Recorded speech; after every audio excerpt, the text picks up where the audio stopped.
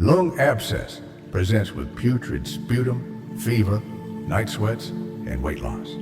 Management involves antibiotics such as ampicillin sulbactam, Unison, or carbapenems, with clindamycin as an alternative. Aspiration pneumonia is treated the same way as community-acquired pneumonia, typically with ceftriaxone plus azithromycin. Pulmonary embolism may manifest with syncope due to impaired consciousness, shock from low blood pressure, hemoptysis from airway irritation, pleuritic chest pain, tachycardia, and tachypnea with bilateral wheeze on examination. Chronic silicosis, which develops 10 to 30 years after exposure, is associated with lung cancer, mycobacterial infection, and rheumatoid arthritis. Eggshell calcifications are described as annular densities outlining mediastinal and hilar lymph nodes. Prolonged pneumoconiosis overwhelms macrophage capacity and leads to a maladaptive fibroinflammatory response, culminating in progressive massive fibrosis characterized by eggshell or annular calcifications. Treatment is supportive with oxygen, smoking cessation, and alternative employment, with transplant reserved for advanced disease. Methotrexate-induced pulmonary fibrosis is not calcific and does not persist after discontinuation of the drug. Rheumatoid arthritis can involve the lungs through usual interstitial pneumonia-type pulmonary fibrosis, or through pleural effusion. Panicynar emphysema from alpha-1 antitrypsin deficiency classically causes greater destruction of the lower lobes. Smokers typically present in their 30s, whereas non-smokers present in their 40s. Alpha-1 antitrypsin deficiency should be considered in patients with COPD before age 45, COPD with no or minimal smoking history, bacillar predominant COPD, or unexplained liver disease. Alpha-1 antitrypsin deficiency is diagnosed by measuring serum AAT levels, with pulmonary function testing performed concurrently. Treatment consists of intravenous supplementation with pooled human AAT. The disorder is frequently associated with liver disease, most often manifesting as neonatal hepatitis, cirrhosis, or hepatocellular carcinoma. Oxygen-induced hypercapnia is more prevalent in advanced COPD because the lungs develop regions at both extremes of the V/Q spectrum, apical regions with poor perfusion due to low capillary density, limiting CO2 elimination, and basal regions with poor ventilation from airway obstruction. Supplemental oxygen reverses hypoxic pulmonary vasoconstriction, increasing blood flow to low V/Q regions and expanding physiologic dead space. The Haldane effect further worsens CO2 retention. To avoid encephalopathy and seizures, target oxygen saturation is maintained at 88 to 92% in advanced COPD. A D-dimer test is useful for excluding venous thromboembolism in patients with low pretest probability, with a threshold of less than 500 nanograms per milliliter. It is not useful in patients with high pretest probability. D-dimer is obtained before CT pulmonary angiography only when PE risk is low. If elevated above 500 nanograms per milliliter, CT pulmonary angiography is indicated.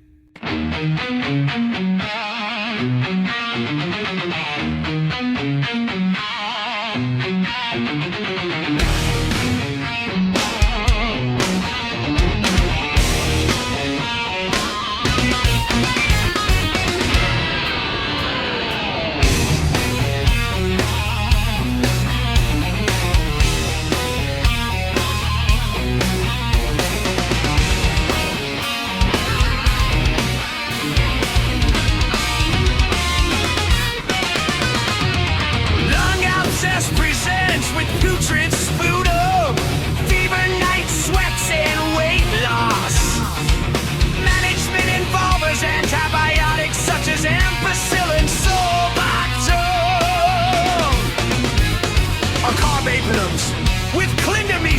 an Octonian. Aspiration pneumonia is treated the same way as community-acquired pneumonia, typically with septic reaction plus azithromycin.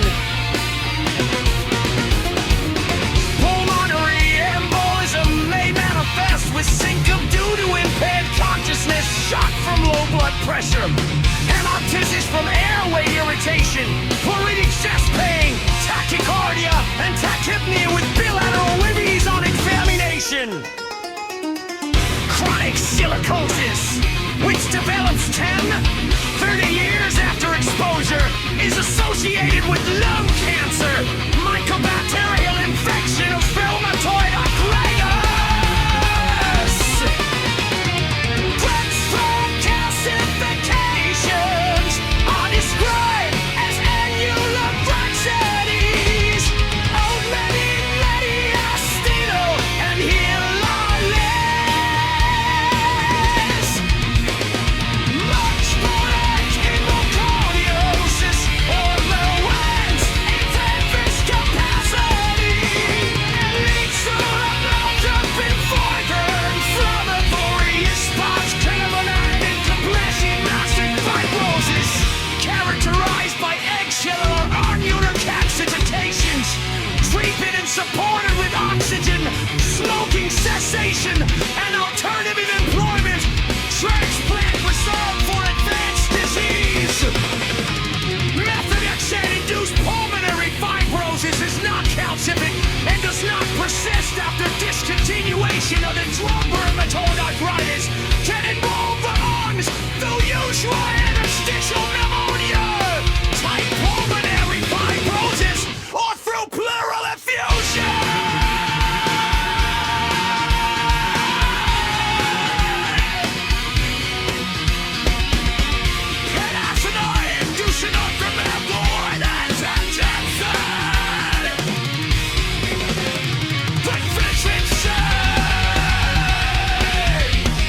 Drastically causes split destruction of the lower lobes. Smokers typically present in their 30s, whereas non-smokers present in their 40s.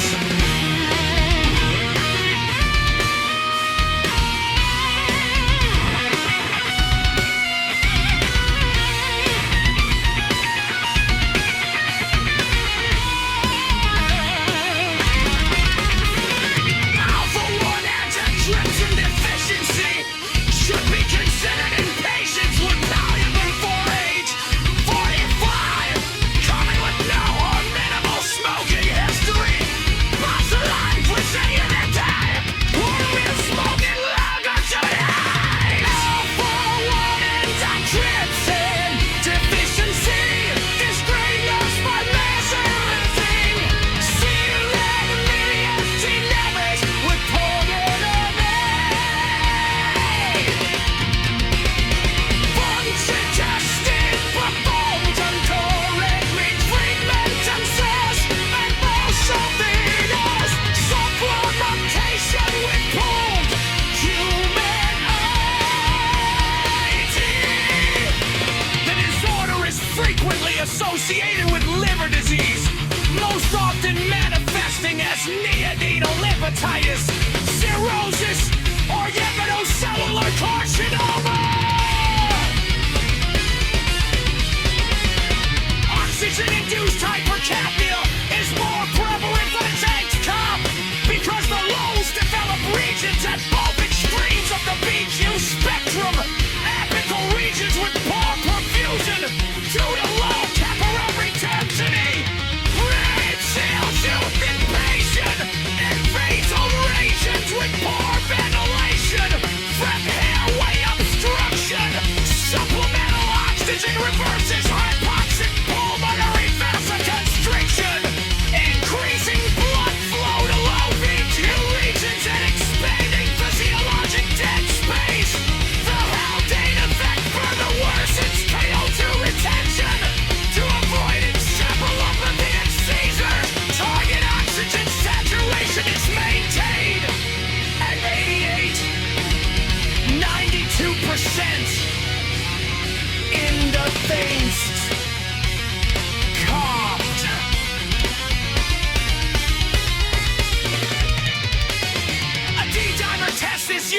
excluding venous thromboembolism patients with low pretest probability with a threshold of 500 ml.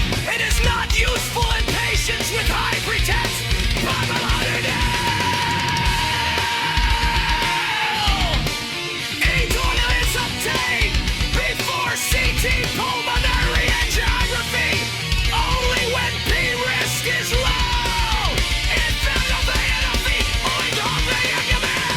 CT pulmonary angiography is indicated.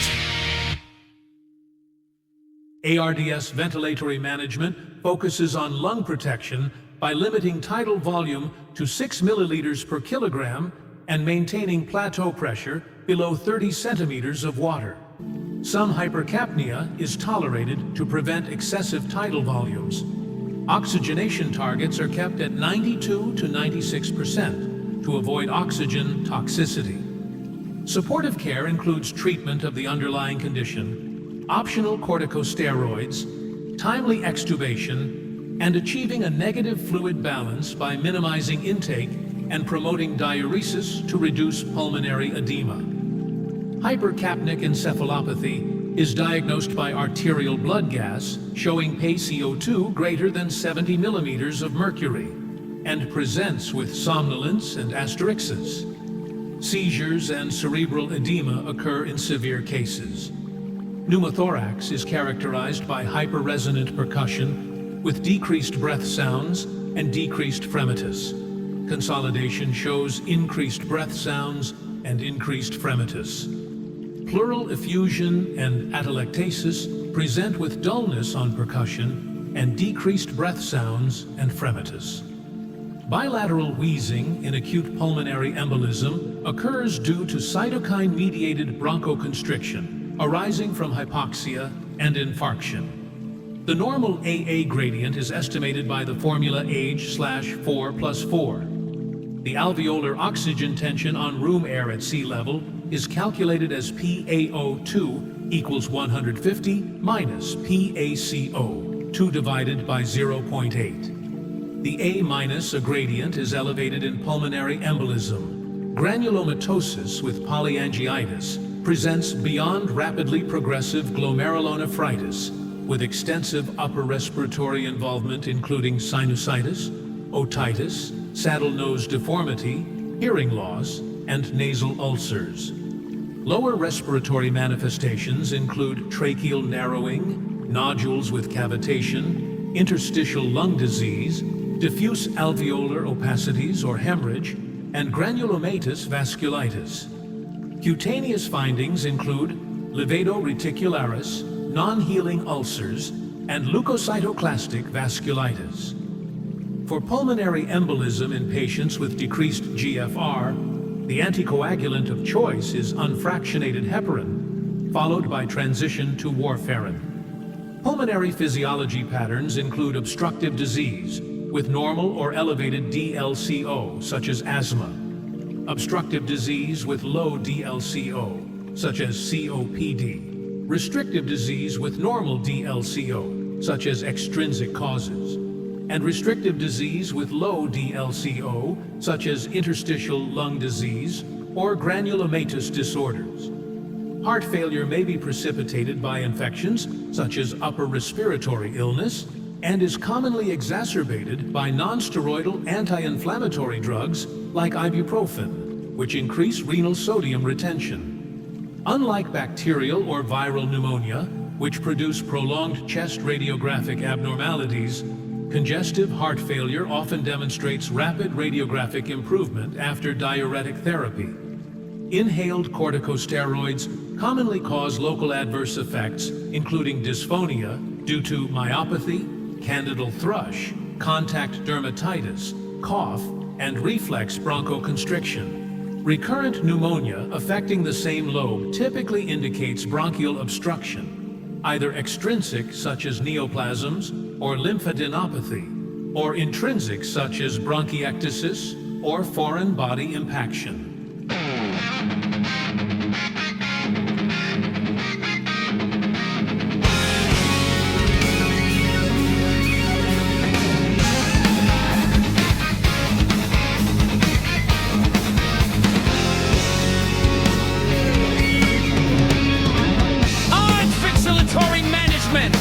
focuses on lung protection by limiting tidal volume to 6 ml casing and maintaining plateau pressure below. Ladies, Southern H2O! Some hypercapnia is tolerated to prevent excessive tidal volumes. Oxygenation targets are kept at 92-96% to avoid oxygen toxicity. Supportive care includes treatment of the underlying conditions, optional corticosteroids, timely extubation, and achieving a negative fluid balance by minimizing intake and promoting diuresis to reduce pulmonary AMR. Hypercapnic encephalopathy is diagnosed by arterial blow gas, showing pulmonal toxicity. I would see in presence with somnolence and hysteresis, seizures and cerebral edema in severe cases. Pneumothorax is characterized by hyperresonant percussion with decreased breath sounds and decreased luminous. Consolidation shows increased breath sounds and increased luminous. Chronic fusion and apparatus is present with dullness and percussion and decreased breath sounds and breathiness. Bilateral wheezing in acute pulmonary embolism occurs due to cytokine-mediated bronchoconstriction arising from hypoxia and infarction.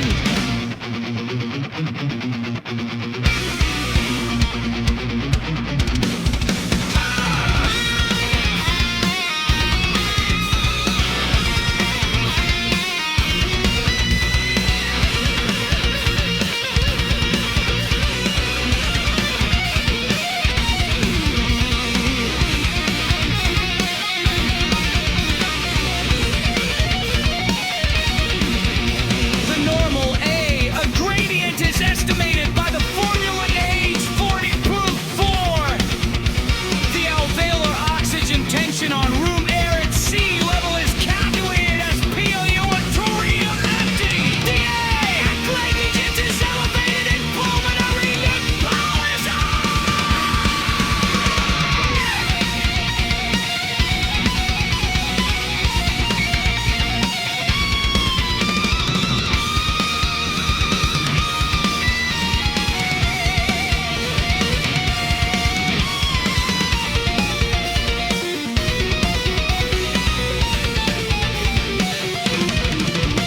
Cornelematosis with polyangiitis presents beyond rapidly decressant glomerulopulmonary with expensive alveolar-respiratory involvement, including sinusitis, otitis, saddle nose deformity, hearing loss, and nasal ulcers. Lower respiratory manifestations include tracheal narrowing, nodules with cavitation, interstitial lung disease, remedials alveolar passages or hemorrhage, a granularis vascularis, cutaneous findings include rectal reticularis, no healing ulcers, and lupusing aplastic vasculitis.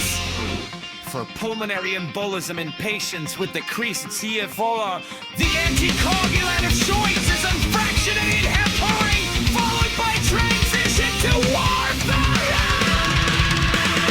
Pulmonary physiology patterns include obstructive disease with normal or elevated DL-CO, such as asthma. Obstructive disease with low DL-CO, such as restrictive disease with normal DL-CO, such as extrinsic causes, and restrictive disease with low DL-CO, such as interstitial lung disease or granulomatous disorders. Heart failure may be precipitated by infections such as upper respiratory illness and is commonly exacerbated by non-steroidal anti-inflammatory drugs like ibuprofen, which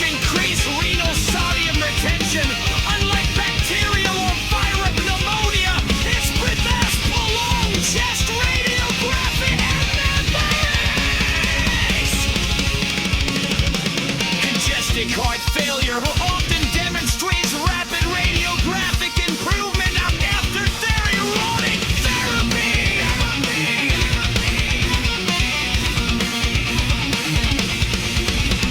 Inhaled corticosteroids commonly cause leukoencephalopathy, incarnate dysphonia due to myopathy, candidal thrush, contact dermatitis, cough, and reflex bronchoconstriction.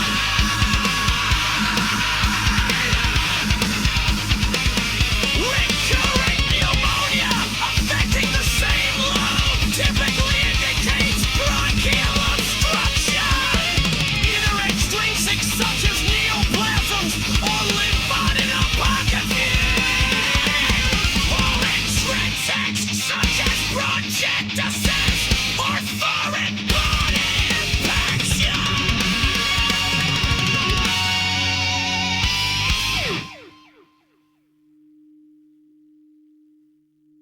Asthma is characterized by obstructive physiology with a normal or high DLCO. Hypersensitivity pneumonitis in its acute form shows scattered micronodular interstitial opacities on chest radiograph, whereas chronic disease presents with diffuse reticular interstitial opacities. Acute disease causes recurrent self-resolving episodes of fever, chills, fatigue, leukocytosis, and cough or dyspnea. Chronic disease leads to progressive cough, fatigue, dyspnea, weight loss, and exertional hypoxemia. Only the acute micronodular form is reversible. Chronic diffuse reticular disease is often irreversible. Exudative pleural effusion, seen in infection, malignancy, rheumatologic disease, pulmonary embolism, pancreatitis, or post-CABG, is diagnosed when any of the following criteria are met. Pleural protein to serum protein ratio greater than 0.5. Pleural LDH to serum LDH ratio greater than 0.6. Or pleural LDH greater than 2/3 the upper limit of normal for serum LDH. Invasive aspergillosis occurs in immunocompromised patients, whereas chronic pulmonary aspergillosis requires underlying lung damage or cavitation. Invasive disease presents with the triad of fever, chest pain, and hemoptysis. Pulmonary aspergillosis presents over more than 3 months with weight loss, cough, fatigue, and hemoptysis. Treatment of invasive aspergillosis is voriconazole with or without caspofungin. Pulmonary aspergillosis is managed with resection, voriconazole, and embolization for severe hemoptysis. Invasive infection on CT characteristically shows nodules with surrounding ground glass attenuation, known as the halo sign. Diagnosis of invasive aspergillosis involves serum biomarkers for fungal cell wall components, such as the galactomannan assay and sputum stain or culture. But sensitivity is limited. Bronchoscopy with bronchoalveolar lavage and biopsy is required when non-invasive testing is inconclusive. Testing for invasive aspergillosis includes cultures and fungal cell wall markers such as galactomannan or beta-D-glucan, though sensitivity is low. If these tests are inconclusive, bronchoalveolar lavage and tissue biopsy are required. Chronic pulmonary aspergillosis is evaluated with serology. Management of suspected pulmonary embolism begins with supportive care, including supplemental oxygen and intravenous fluids for hypotension. The next step is assessing for contraindications to anticoagulation, such as active bleeding or hemorrhagic stroke. If contraindications exist and CT angiography is positive, an IVC filter is placed. PE suspicion is then assessed. If high, anticoagulation is initiated before CT angiography. If low and no risk factors are present, CT angiography is performed before anticoagulation. A ventilation perfusion scan is an alternative imaging modality in patients with significant renal impairment, morbid obesity, or contrast allergy. In pneumonia, hypoxemia results from alveoli filled with inflammatory exudate leading to impaired ventilation of affected lung regions, and creating a right-to-left intrapulmonary shunt due to V/Q mismatch. Long-term home oxygen therapy provides survival benefit in advanced COPD when hypoxemia is significant. Indications include PaO2, less than or equal to 55 millimeters of mercury, or oxygen saturation below 88% on room air at rest, during normal exertion, or during sleep, or oxygen saturation less than or equal to 89% in the presence of cor pulmonale or secondary polycythemia with hematocrit above 55%. Hypersensitivity pneumonitis in its acute form shows scattered microlobular interstitial opacities on chest radiograph, whereas chronic disease presents with diffuse reticular interstitial opacities.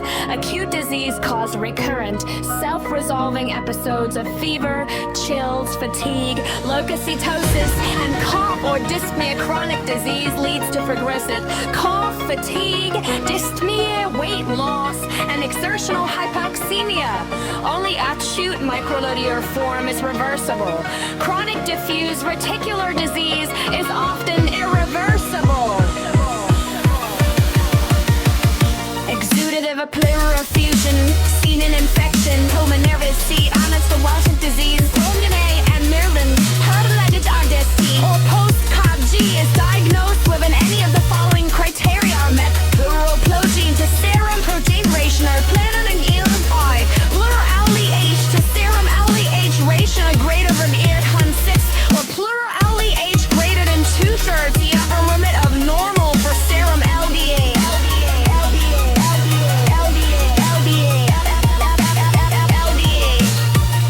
Invasive aspergillosis occurs in immunocompromised patients, whereas chronic pulmonary aspergillosis requires underlying lung damage or cavitation. Invasive disease presents with the triad of fever, chest pain, and hemoptysis. Pulmonary aspergillosis presents over more than 3 months with weight loss, cough, fatigue, and hemoptysis.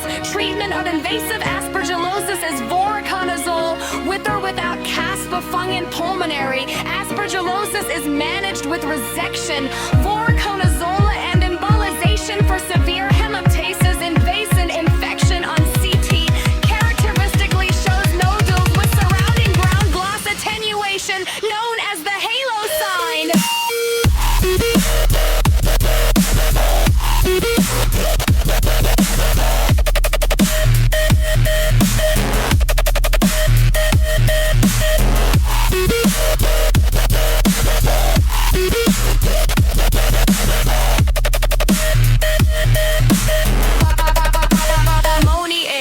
Diagnosis of invasive aspergillosis involves serum biomarkers of fungal cell wall components such as the galactomannan assay and sputum stain or culture, but sensitivity is limited. Though with bronchoalveolar lavage and biopsy is required when non-invasive testing is inconclusive.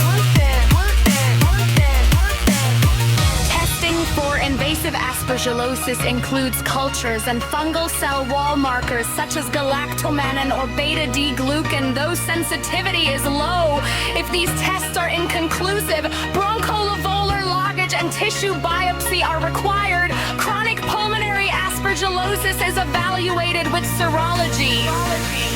Management of suspected pulmonary embolism begins with supportive care, including supplemental oxygen and intravenous fluids for hypertension. The next step is assessing for contraindications to anticoagulation, such as active bleeding or hemorrhagic stroke. If contraindications exist and CT ponderopathy is positive, an IVC filter is placed. P suspicion is then assessed. If I anticoagulation is stationary, if occlusion T angiography is low and no risk factors are present, CT angiorrhea to born, limited pulmonation or metallurgian, provision smear is of autonomy and logic determiner of P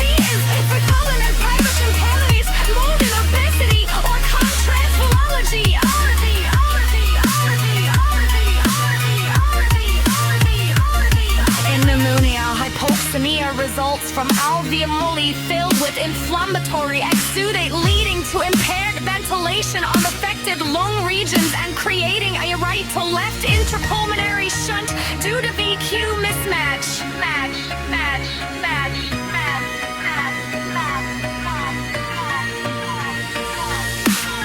Long-term home oxygen therapy provides survival commitment and advanced POC when hypoxemia is significant. When patients include PAD or 220 band ventilation or oxygen saturation below 88% on room air at rest during harmonization or during sleep, or oxygen saturation triggering longer settings will offer the core pulmonale or secondary polycythemia with impairment.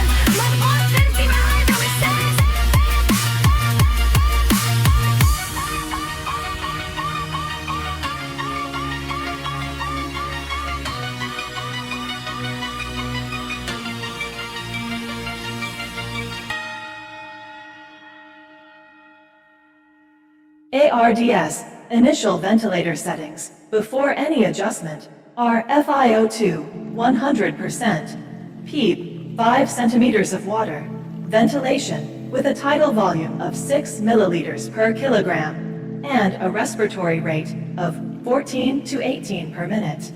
These ARDS initial settings should be adjusted by lowering the FiO2 if the PaO2 is greater than 90, increasing the PEEP if the PaO2 is less than 60, increasing the respiratory rate if the PaCO2 is high, with a pH below 7.25, with tidal volume changed only as a last resort, and decreasing both the tidal volume and respiratory rate if the PaCO2 is low, with a pH of 7.45 or higher, using sedation only as a final measure. The ARDS oxygenation adjustment range is defined as oxygen levels outside 60 to 90.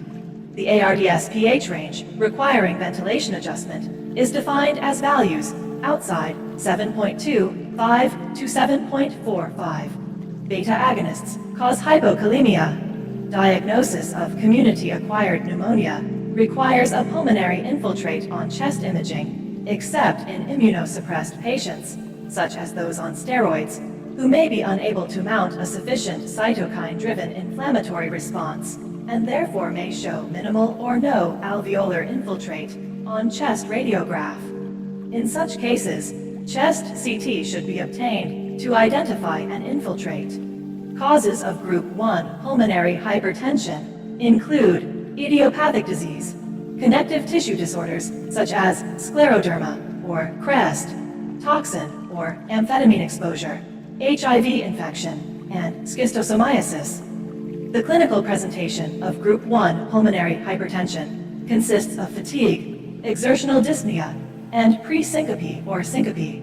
Heart sounds in Group 1 pulmonary hypertension include a loud P2, a wide S2, an RV heave, right-sided S3 and S4, tricuspid or pulmonary regurgitation, and signs of right-sided heart failure.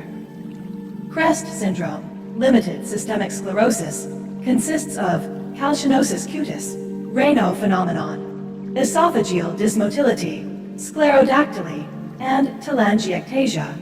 Although right heart catheterization is the most accurate method for measuring pulmonary arterial pressure, echocardiography is non-invasive and preferred as the first-line test to estimate pulmonary arterial pressure. Biopsy of affected cutaneous, renal, or occasionally lung tissue is preferred for the diagnosis of granulomatosis with polyangiitis. Nasal mucosal biopsy has a high false negative rate and is used mainly when mucormycosis is suspected. Pulmonary embolism can cause pleural effusion due to hemorrhage or inflammation, and these effusions are typically small, exudative, and bloody. Acute bronchitis presents after a viral illness with cough lasting more than 5 days to 3 weeks, sometimes with purulent sputum, wheezing or raunchy, and chest wall tenderness, but without systemic findings, such as fever or chills. Chest radiography is obtained only when pneumonia is suspected. Treatment of acute bronchitis is symptomatic with NSAIDs and/or bronchodilators, with no role for antibiotics or oral corticosteroids. Purulent yellow or green sputum in acute bronchitis is due to epithelial sloughing rather than bacterial infection. Crackles may be present in acute bronchitis, but clear with coughing, which distinguishes them from those heard in pneumonia. ARET's initial ventilator settings before any adjustment are FiO2, 100%, PEEP 5 cent H2O, ventilation with a tidal volume of 6 ml kg and a respiratory rate of 14-18 per minute.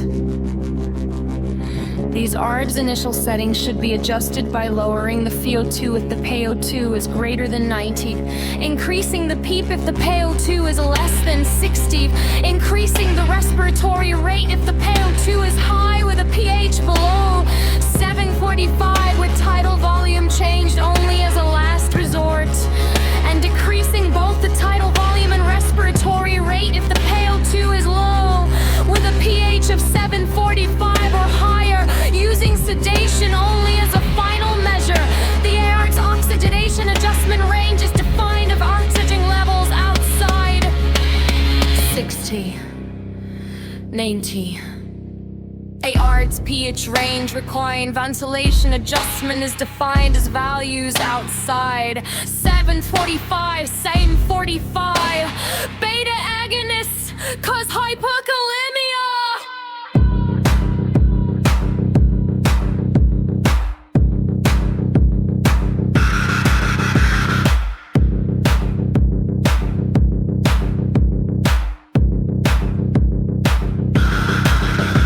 Diagnosis of community-acquired pneumonia requires a pulmonary infiltrate on chest.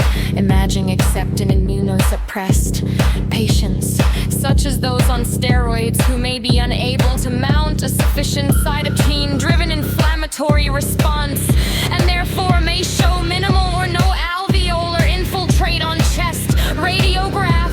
In such cases, chest CT should be obtained to identify an infiltrate.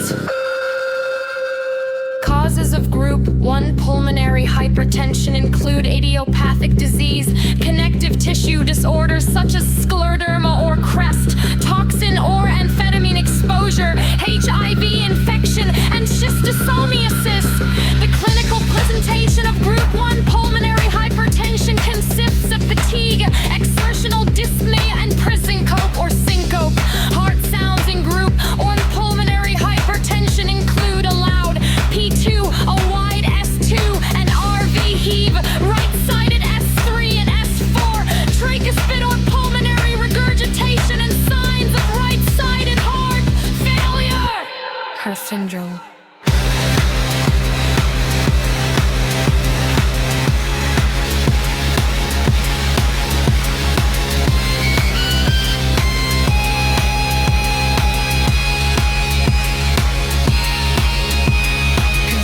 Calcinosis cutis, Raynaud phenomenon, esophageal dysmotility, sclerodactyly, and telangiectasia. Although right heart catheterization is the most accurate method for measuring pulmonary arterial pressure, echocardiography is non-invasive and preferred as the first-line test to estimate pulmonary arterial pressure.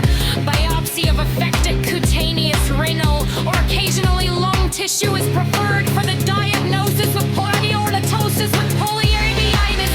Mucormycosis variantry has a biacoustic rate and is used mainly when mucormycosis is suspected. Pulmonary embolism can cause pleural effusion due to chlorate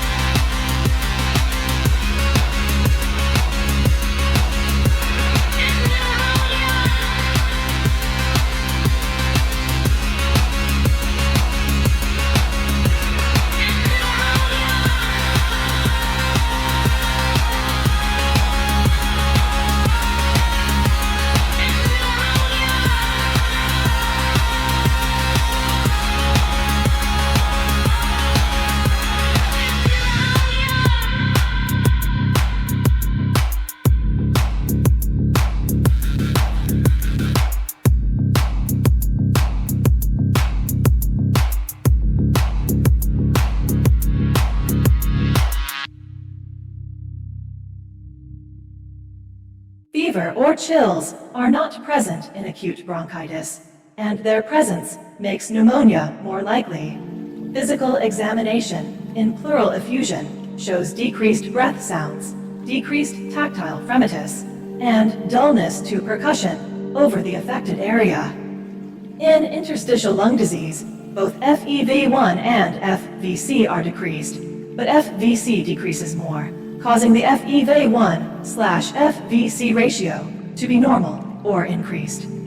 Medications such as non-steroidal anti-inflammatory drugs and beta blockers can worsen anaphylaxis through non-immunologic mast cell activation, or by producing unopposed alpha-adrenergic effects.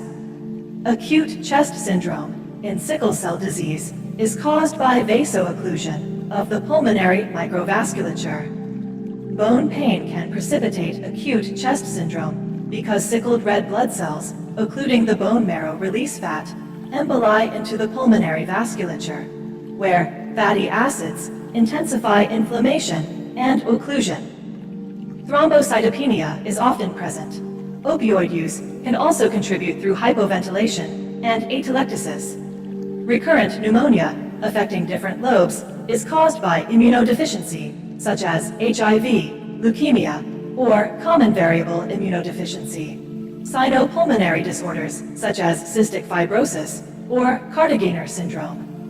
Vasculitis, bronchiolitis, obliterans, organizing pneumonia, or recurrent aspiration, which does not always involve the same lobe because lobe involvement depends on patient positioning during the aspiration event. Suspected aspiration risk is evaluated with swallowing assessments that examine oral and pharyngeal muscle reflexes and include observation of the patient ingesting liquids and solids of various consistencies. Patients who cough or show other signs of impairment require further evaluation with studies such as a videofluoroscopic modified barium swallow. COPD can cause significant wheezing and respiratory acidosis from CO2 retention, and CHF can occasionally produce wheezing, cardiac asthma, and hypocapnia with respiratory alkalosis due to tachypnea. Multifocal atrial tachycardia and atrial fibrillation both produce irregular RR intervals on ECG. However, MAT shows distinct P waves with varying morphologies, whereas atrial fibrillation shows no P waves. MAT does not increase the risk of atrial thrombus formation or thromboembolism, so anticoagulation is not recommended. Multifocal atrial tachycardia is characterized by distinct P waves with more than 3 morphologies, an atrial rate over 100 per minute, and an irregular rhythm. MAT is usually precipitated by acute respiratory illness in patients with underlying lung disease, such as COPD exacerbation, electrolyte disturbances, or catecholamine surge. Treatment focuses on correcting the underlying disturbance, including bronchodilators, corticosteroids, or ventilation in COPD, with verapamil or beta blockers used if the rhythm persists.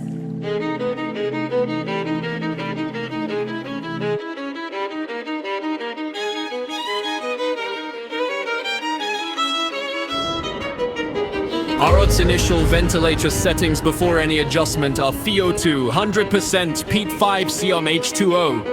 Ventilation with a tidal volume of 6 ml kg and a respiratory rate of 1480 per minute. These ART's initial settings should be adjusted by lowering the VO2 if the PiO2 is greater than 90, increasing the PEEP if the PiO2 is less than 60, increasing the respiratory rate if the PaCO2 is high with a pH below 725, and decreasing both the tidal volume and respiratory rate if the PaCO2 is low with a pH of 745 or higher, using sedation only as a final measure. The ARDS oxygenation adjustment range is defined as oxygen levels outside 60-90. We ARDS pH range requiring ventilation adjustment to go right as values outside 725, sullen 45.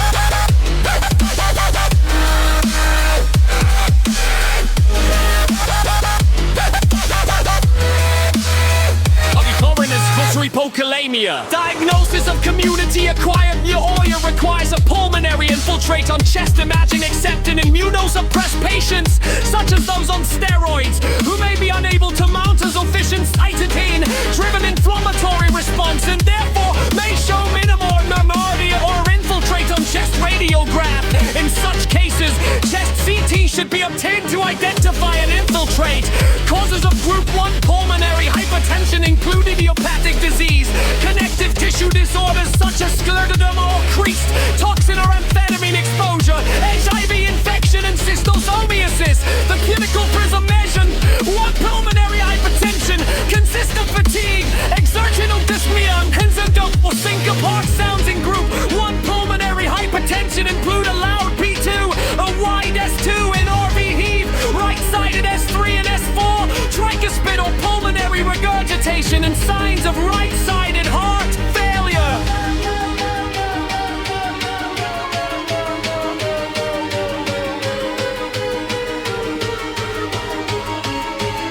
Crest syndrome consists of calcinosis, cutis, Raynaud phenomenon, esophageal dysmotility, sclerodactyly, and telangiectasia. Although right heart catheterization is the most accurate method for measuring pulmonary arterial pressure, echocardiography is non-invasive and preferred as the first-line test to estimate pulmonary arterial pressure.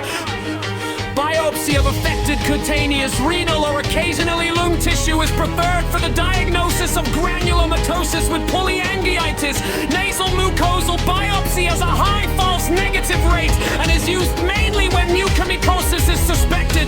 Pulmonary embolus can cause pleural effusion due to hemorrhage or impulsion, and these effusions are typically small.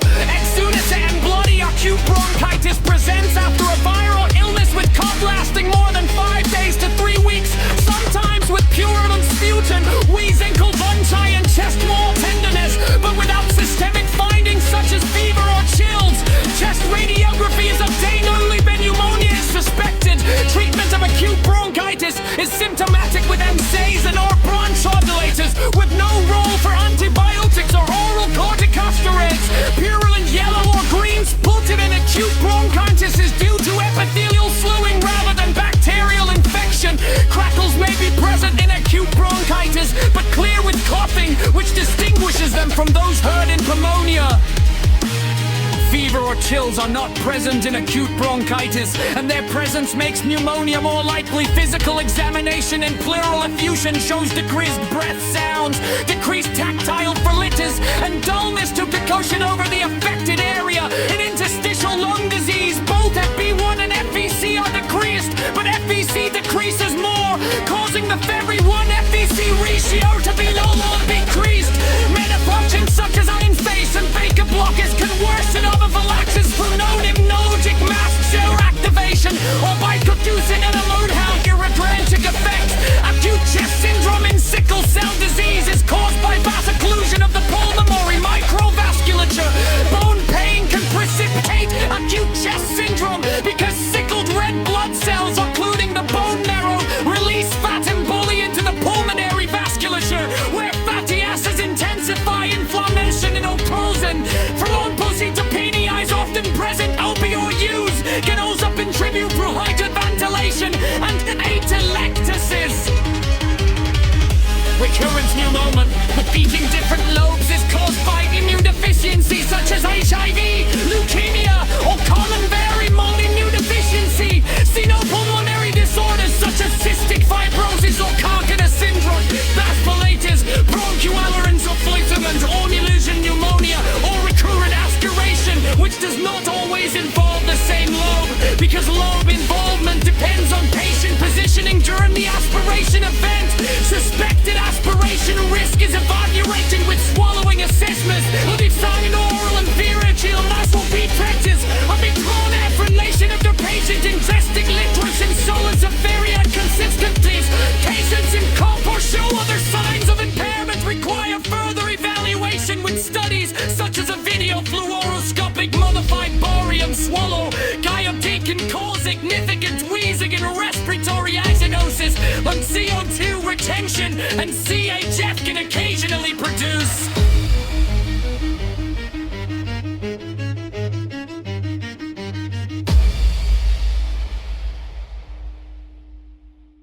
Multifocal atrial tachycardia is usually asymptomatic and presents primarily with a rapid, irregular pulse. Pneumothorax produces hyperresonant percussion, diminished breath sounds on auscultation, decreased tactile fremitus, and hypotension due to reduced venous return. Positive pressure, mechanical ventilation can cause complications such as alveolar damage, pneumothorax, and hypotension. Patients with underlying lung disease, including ARDS, pneumonia, or obstructive airway disease, are particularly susceptible to barotrauma because their lung tissue is already compromised. The application of positive pressure in such patients can rupture fragile lung parenchyma, allowing air to leak into the pleural space and resulting in pneumothorax, which manifests with absent breath sounds on the affected side. The sequelae of pneumothorax include mediastinal compression, leading to impaired right ventricular filling, with resulting hypotension and tachycardia, and accumulation of intrapleural air, causing increased intrathoracic pressure with decreased venous compliance, leading to an elevated central venous pressure. Complications of positive pressure ventilation include alveolar damage, pneumothorax, and hypotension. Pneumothorax presents with tachycardia, tracheal deviation, and unilateral absence of breath sounds.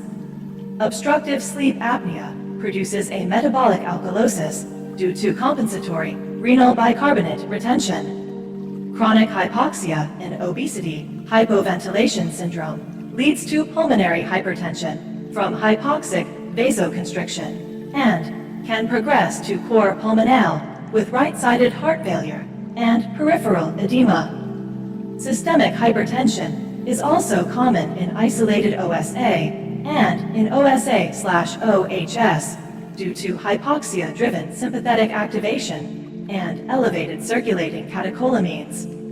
Chronic dyspnea in sickle cell disease may be caused by pulmonary hypertension with right-sided heart failure or tricuspid regurgitation on echocardiography, asthma, or progressive pulmonary fibrosis. Pulmonary hypertension in sickle cell disease results from chronic intravascular hemolysis. Free HAMI released into plasma scavenges nitric oxide and promotes endothelial injury, inflammation, and vascular remodeling. DLCO is reduced in pulmonary hypertension due to loss of pulmonary vascular bed. Pulmonary embolism can present with elevated jugular venous pressure in approximately 15% of cases. Classic but infrequent ECG findings include an S wave in lead I, a Q wave in lead 3, and T wave inversion in lead 3, S1, Q3, T3. Classic but uncommon chest radiograph findings include the Hampton hump and the Westermarck sign. PE should be suspected in any patient with sudden onset dyspnea and pleuritic chest pain, tachypnea, tachycardia, hypoxemia, low-grade fever, and jugular venous distension are common exam findings. Bronchiectasis can produce hemoptysis. Its etiologies include mucostasis, such as allergic bronchopulmonary aspergillosis or cystic fibrosis, obstruction from malignancy or foreign body, immunodeficiency, autoimmune disease such as Sjogren's syndrome, infections including tuberculosis, and toxic exposures. Diagnosis is based on chest CT with pulmonary function testing and targeted etiologic evaluation often added. Management includes airway clearance, mucolytics, antibiotics, and treatment of underlying causes.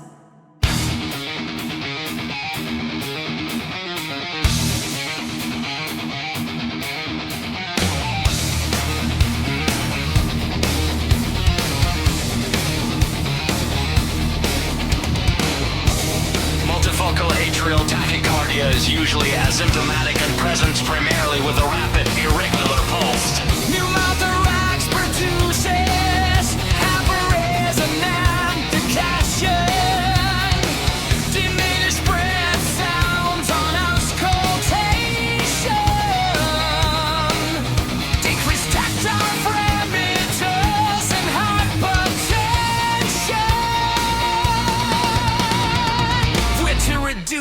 sinus return. Positive pressure, mechanical ventilation can cause complications such as recognize pneumothorax and hypertension patients with underlying lung disease, including pneumonia or obstructive airway disease are particularly susceptible to barotrauma. Because their lung tissue is already compromised, the avertation of positive pressure in such patients can rupture fragile lung parenchyma, allowing air to leak into the pleural space and resulting in pneumothorax, which manifests with absent breath sounds on the affected side. The sequelae of pneumothorax include mediastinal compression, leading to impaired wave ventricular filling with resulting hypertension and tachycardia. Accumulation of intrapleural hair, causing increase in thoracic pressure with decreased venous compliance, leading to an elevated central venous pressure. Complications of positive pressure ventilation include alveolar damage, pneumothorax, and hypertension. Pneumothorax presence with tachycardia, trochanteric deviation, and unilateral absence of breath sounds. Obstructive sleep apnea produces a metabolic alkalosis due to compensatory renal bicarbonate retention. Chronic hypoxia in obesity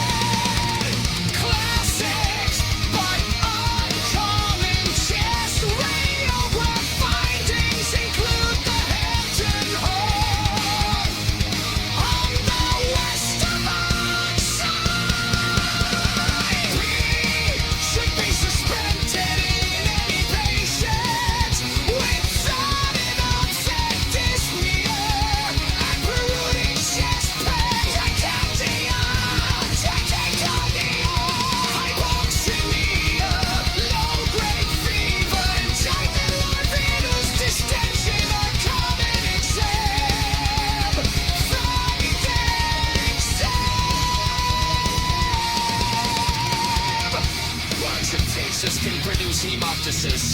Its etiologies include mucostasis, succinyllargic bronchopulmonary aspergillosis or cystic fibrosis, obstruction from malignancy or foreign body, immunodeficiency, autoimmune disease such as Sjogren's syndrome, infections including tuberculosis, infection exposures. Diagnosis is based on density with pulmonary function testing targeted anti-averages, evaluation, ordinary punishment, includes airway clearance, eucalyptus, and tolerance to see as a lighting cause.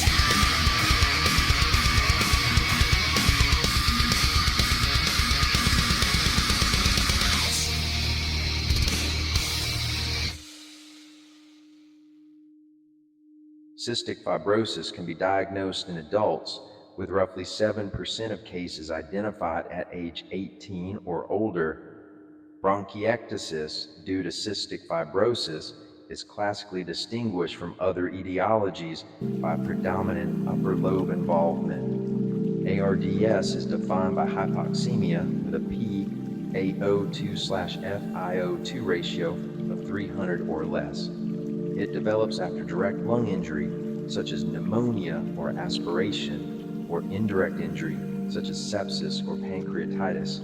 Diagnostic requirements include new bilateral alveolar opacities within 1 week of the incident event, hypoxemia with PaO2/FiO2 less than or equal to 300, and pulmonary edema not explained by cardiac failure or volume overload. ARDS causes acute pulmonary hypertension due to elevated right ventricular afterload and is characterized by decreased lung compliance. The second most common cause of Addison disease after autoimmune adrenalitis is disseminated chronic infection such as miliary tuberculosis or histoplasmosis. Tuberculous adrenalitis often does not improve with TB treatment and may be irreversible. Primary adrenal insufficiency from miliary tuberculosis produces aldosterone deficiency with hypovolemia and hyperkalemia, helping differentiate it from secondary adrenal insufficiency.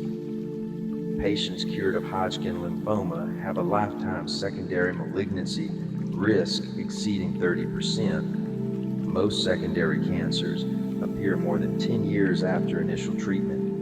Solid tumors of the lung, breast, and gastrointestinal tract are most common, although hematologic malignancies such as acute leukemia and non-Hodgkin lymphoma are also frequent.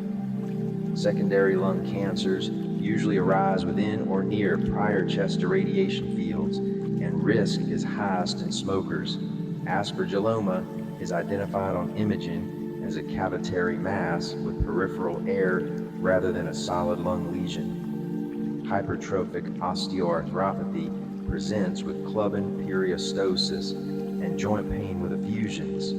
Causes include cystic fibrosis, bronchiectasis, cyanotic congenital heart disease, lung abscess, lung adenocarcinoma, and metastatic disease. Initial evaluation is performed with chest radiography.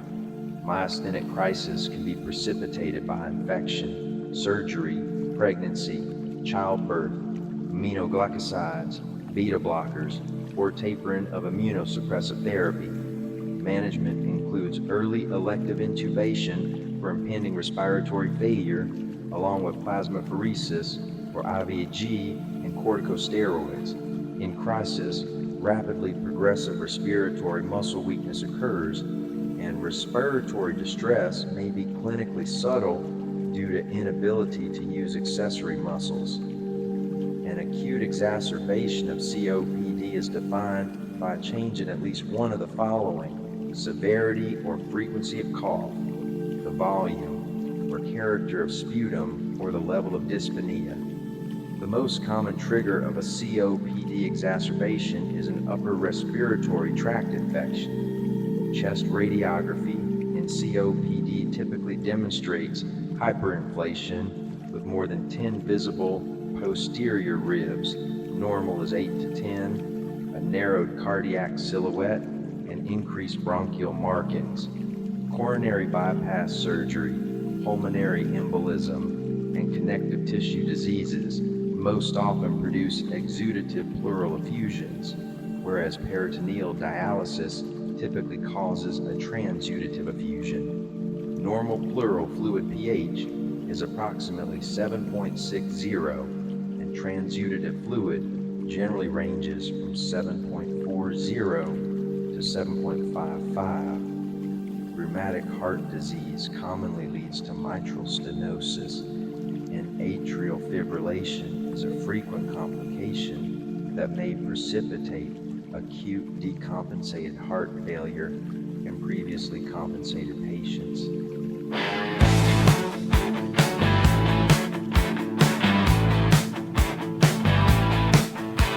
Cystic fibrosis can be diagnosed in adults, with roughly 7% of cases identified at age 18 or older bronchiectasis. Due to cystic fibrosis is ethically distinguished from other etiologies by predominant upper lobe involvement. ARDS is defined by hypoxemia, with a Bose in VO2 ratio of 300 or less. It develops after direct lung injuries such as pneumonia or aspiration, or indirect injuries such as sepsis or pancreatitis. Diagnostic requirements include new beta-bilirubin or opacities when Enron weak and then inciting the neck. Hypoxemia when VO2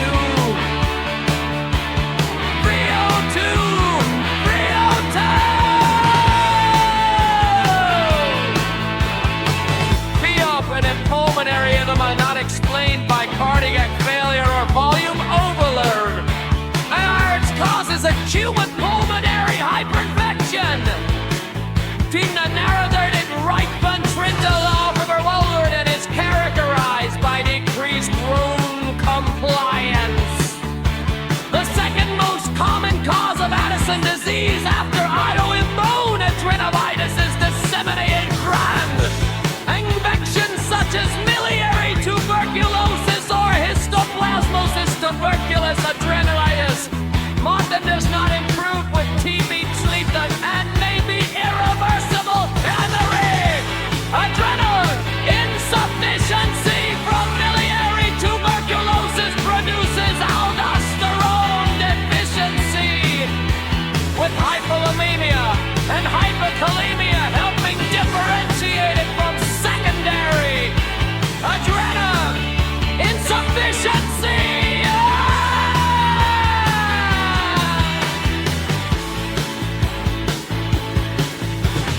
Patients cured of Hodgkin lymphoma have a lifetime secondary malignancy risk exceeding 30%. Most secondary cancers appear more than 10 years after initial treatment. Solid tumors of the lung, breast, and gastrointestinal tract are most common, although hematologic malignancies such as acute leukemia and non-Hodgkin lymphoma are also frequent. Secondary lung cancers usually arise within or near private trust irradiation fields, and risk is highest in smokers. Aspergioma is identified on images as an unitary mass with peripheral air rather than a solid lung lesion.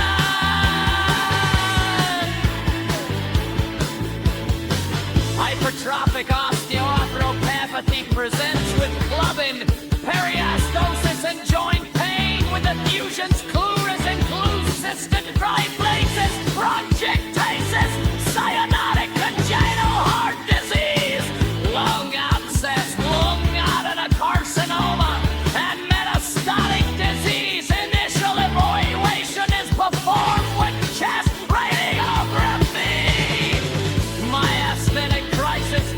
precipitated by infection, surgery, pregnancy, childbirth, aminoglycosides, beta blockers, or immunosuppressor therapy.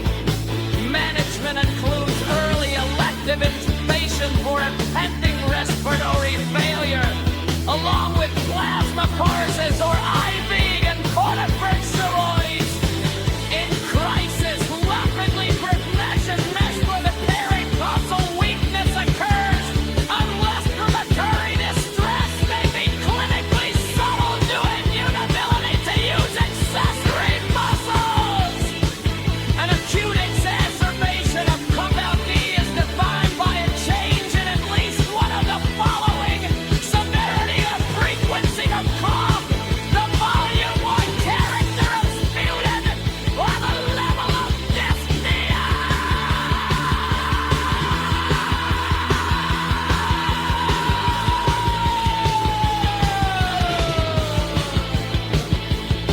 The most common trigger of KOD exacerbation is an upper respiratory defined by infection, chest radiography, and fatigue, like of extreme cranial inflation with more than 10 visible posterior lateral cardiac silhouette, and increased bronchial blockings. Coronary bypass surgery, pulmonary embolism, and connective tissue diseases, most often pregosic sputum and pleural effusions, whereas purgatory dialysis typically cause HWL infusion. Normal oral fluid pH is approximately 7.16, and transdural fluid generally ranges from 7.40 to 7.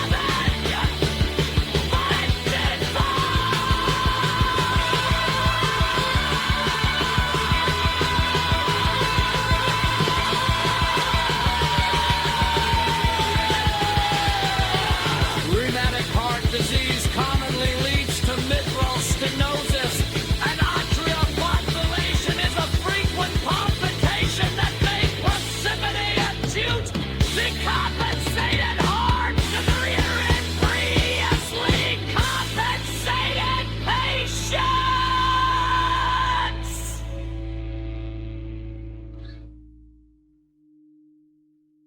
Diffuse alveolar hemorrhage arises from pulmonary capillaritis, such as ANKA-associated vasculitis, SLE, or antiphospholipid antibody syndrome, bland hemorrhage, mitral stenosis, anticoagulation, or direct alveolar damage, viral pneumonitis, ARDS, drug-induced injury such as cocaine or amiodarone. Clinical findings include dyspnea, hypoxemia, hemoptysis, absent in roughly half of cases, and anemia from blood loss.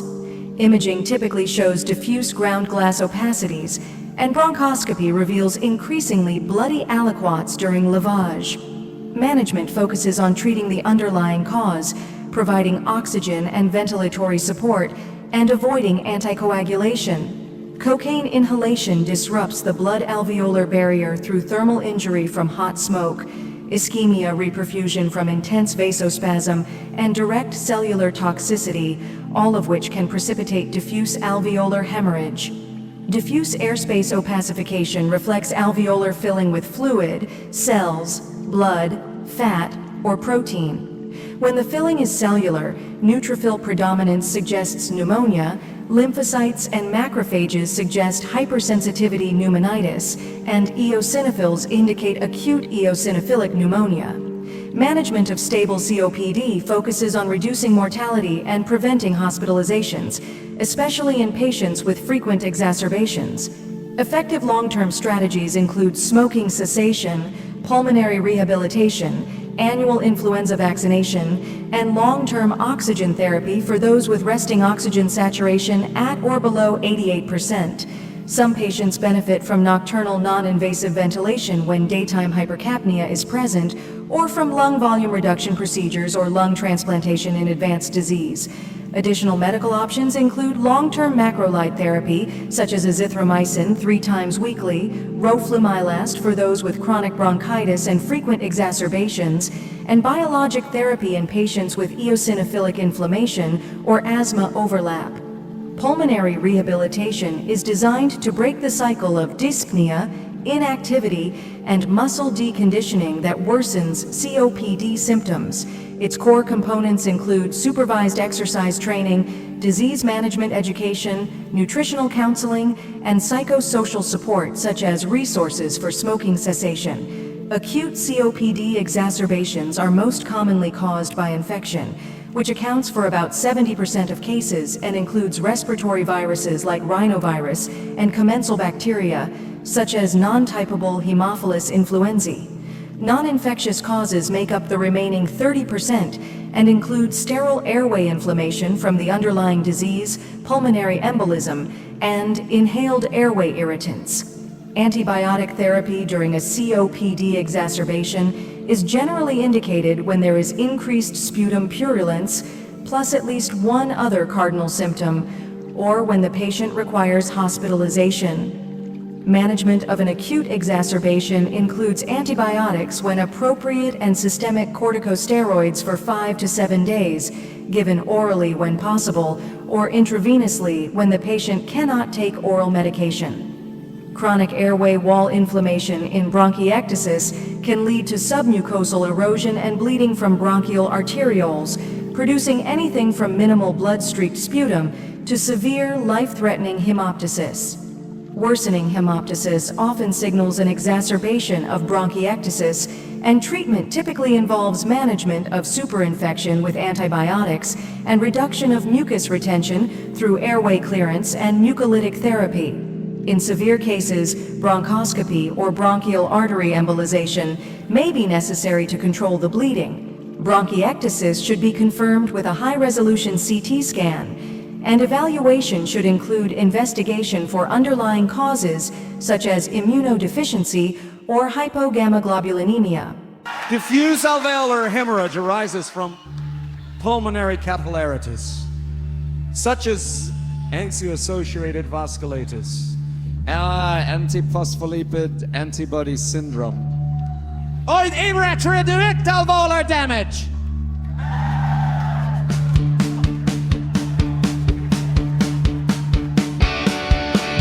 Findings include dyspnea, hypoxemia, hemoptysis, absent in roughly half of cases, and anemia from blood loss.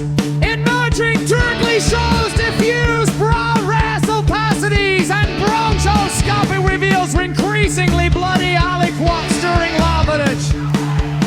Management focuses on treating the underlying cause, providing oxygen and ventilatory support, and avoiding untimely coagulation!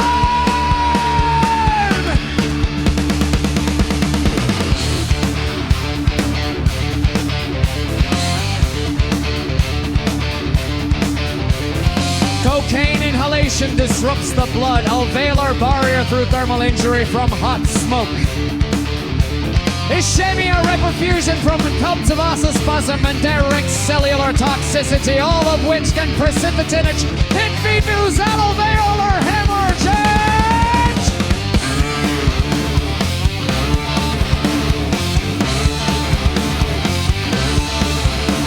Diffuse airspace opacification reflects alveolar filling with fluid, cells, blood, fat, or protein. When the filling is cellular, neutrophil predominant suggests pneumonia, lymphocytes and rappages suggest hypersensitivity pneumonitis, and using a biosivitinity to be used all pneumonia.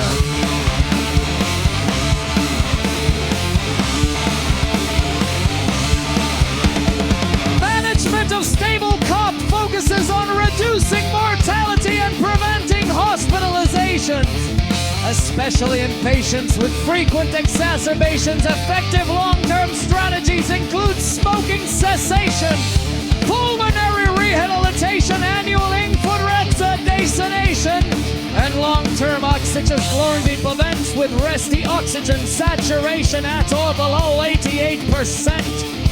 Some patients benefit from nocturnal non-invasive ventilation when daytime hypercapnia is present. On from lung volume reduction procedures or lung transplantation in advanced disease. Additional monocle options include long-term metabolic pathway, such as azithromycin 3 times weekly, roflumilast for those with chronic bronchitis and frequent exacerbations, and biologic therapy in patients with eosinophilic inflammation or asthma.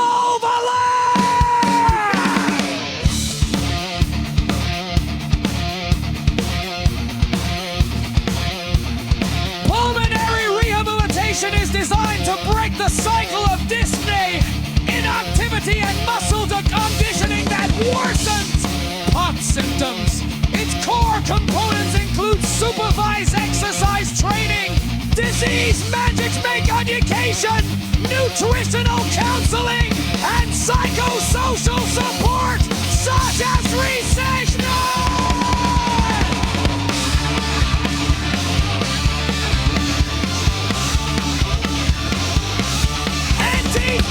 Exacerbations are most commonly caused by infection, which accounts for about 7% of cases and includes respiratory viruses like rhinovirus and commensal bacteria such as non-capable Haemophilus influenza. Non-infectious causes make up the remaining 30% and include sterile airway inflammation from the underlying disease, pulmonary embolism, and inhaled airway irritants. Antibiotics, while measuring a cough exacerbation, is generally indicated when there is increased sputum purulence, plus at least one other cardinal symptom, or when the patient requires hospitalization. Non-expected exacerbation includes antibiotics when appropriate and systemic corticosteroids for 8 to 7 days, given orally when possible or intravenously when the patient cannot take oral medication.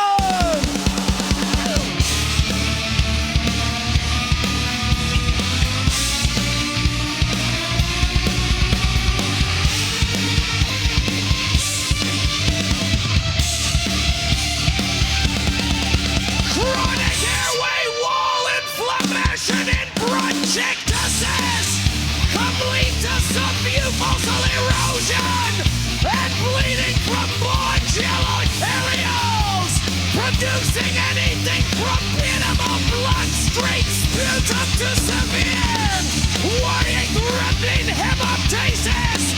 Worsening hemoptysis often signals an exacerbation in bronchiectasis. As treatment typically involves management of superinfection with antibiotics and infection of mucus, retention through airway clearance, and eubolytic therapy. In severe cases, bronchoscopy or bronchial artery embolization may be necessary to control the bleeding.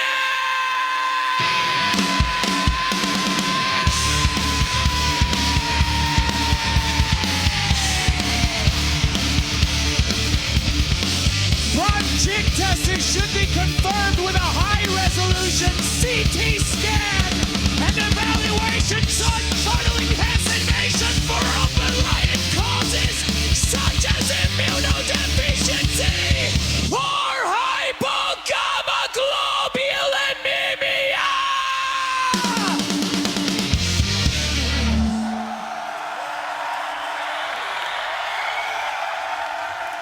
When someone rolls into the ED with an acute asthma flare, their arterial blood gas almost always shows respiratory alkalosis because they are hyperventilating like their life depends on it.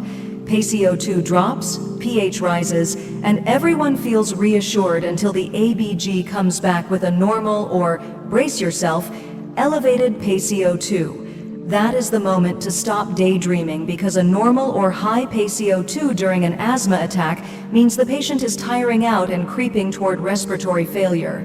Hyperventilation happens thanks to hypoxemia, the sheer panic of dyspnea, and irritated thoracic receptors reacting to all the inflammatory nonsense swimming around, prostaglandins, histamines, the usual troublemakers. As long as they can keep blowing off CO2, life is tolerable. Once pH and PaCO2 drift back toward normal despite heavy work of breathing, ventilation is failing and collapse is on deck. Restrictive lung disease plays it differently, with reduced residual volume unless the cause is neuromuscular, in which case the lungs themselves are fine, but the muscles can't pull their weight. Pregnancy adds its own quirks. Progesterone ramps up tidal volume, so minute ventilation rises, even though vital capacity and FEV1 stay basically unchanged. Meanwhile, the uterus commandeers half the abdomen, pushing down RV and FRC. The whole setup is strangely efficient, if slightly unfair to the pregnant person who now gets winded walking across a room. Pleural calcifications love to show up in people exposed to asbestos, but they're basically decorative. The real villain is the pulmonary fibrosis underneath, the stuff that actually wrecks gas exchange and breathing. Interstitial lung disease comes from a whole menu of irritants and insults. Years of inhaling dusts like asbestos, beryllium, or silica. Drugs that seem helpful until they torch your lungs. Amiodarone, bleomycin, nitrofurantoin. Radiation, and autoimmune trouble from conditions like rheumatoid arthritis or scleroderma. The lungs really take offense at basically everything. Among obstructive lung diseases, only asthma and chronic bronchitis keep the diffusing capacity normal because the alveolar membrane is still intact. Emphysema, meanwhile, shreds that membrane and tanks the DLCO, like a self-sabotaging house renovation. Pulmonary hypertension gets sorted into 5 bureaucratic little groups. Group 1 is pulmonary arterial hypertension. Group 2 comes from left heart disease. Group 3 shows up thanks to chronic lung disease or hypoxemia, like COPD or OSA. Group 4 involves chronic thromboembolic disease. And Group 5 is the miscellaneous chaos category, including things like sarcoidosis. Clinically, its calling card is a tired, overworked right heart, signs of right-sided failure, a precordial heave, a loud P2, right-sided S3 or S4, tricuspid regurg with its holosystolic charm, and chest pain triggered by exertion. Hemoptysis barely makes the guest list. CNS symptoms creep in, because poor pulmonary blood flow means lousy venous return, which means fatigue, pre-syncope, or full-on syncope during exertion. A stretched right atrium can even trigger reflex vagal bradycardia from mundane acts like defecating or tying shoes, as if the disease isn't humiliating enough already. Hypersensitivity pneumonitis plays its own strange game. BAL shows lymphocytosis, DLCO stays normal unless the disease has gone chronic, and biopsy reveals lymphocytic infiltrates, non-casseting granulomas, and fibrosis if things have been simmering too long. Treatment is basically stop breathing the thing that's poisoning you, which magically improves acute disease in hours to days. Chronic disease needs glucocorticoids or even lung transplantation when the lungs have had enough of everyone's nonsense.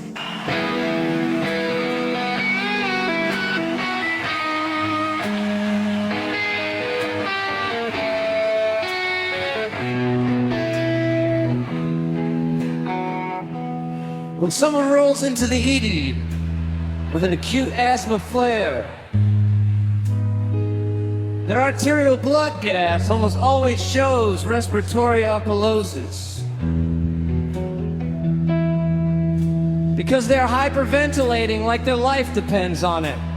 PaCO2 drops, pH rises, and everyone feels reassured until the ABG comes back with a normal or brace yourself, elevating PaCO2. That is the moment to stop daydreaming, because a normal will hold. Pachyderm ring and asthma attack means the patient is tiring as it creeping toward respiratory failure. Hyperventilation happens thanks to hypoxemia, the sheer panic of dyspnea, the irritated thoracic receptors reacting to all the inflammatory nonsense swimming around. Possibly elaborate isthmus, the inguinal turbulence. As long as they can keep blowing up CO2, life is tolerable. Once PM's the goddamn jump-break, not to ignore the respite heavy work of breathing, ventilation is failing and collapses on deck.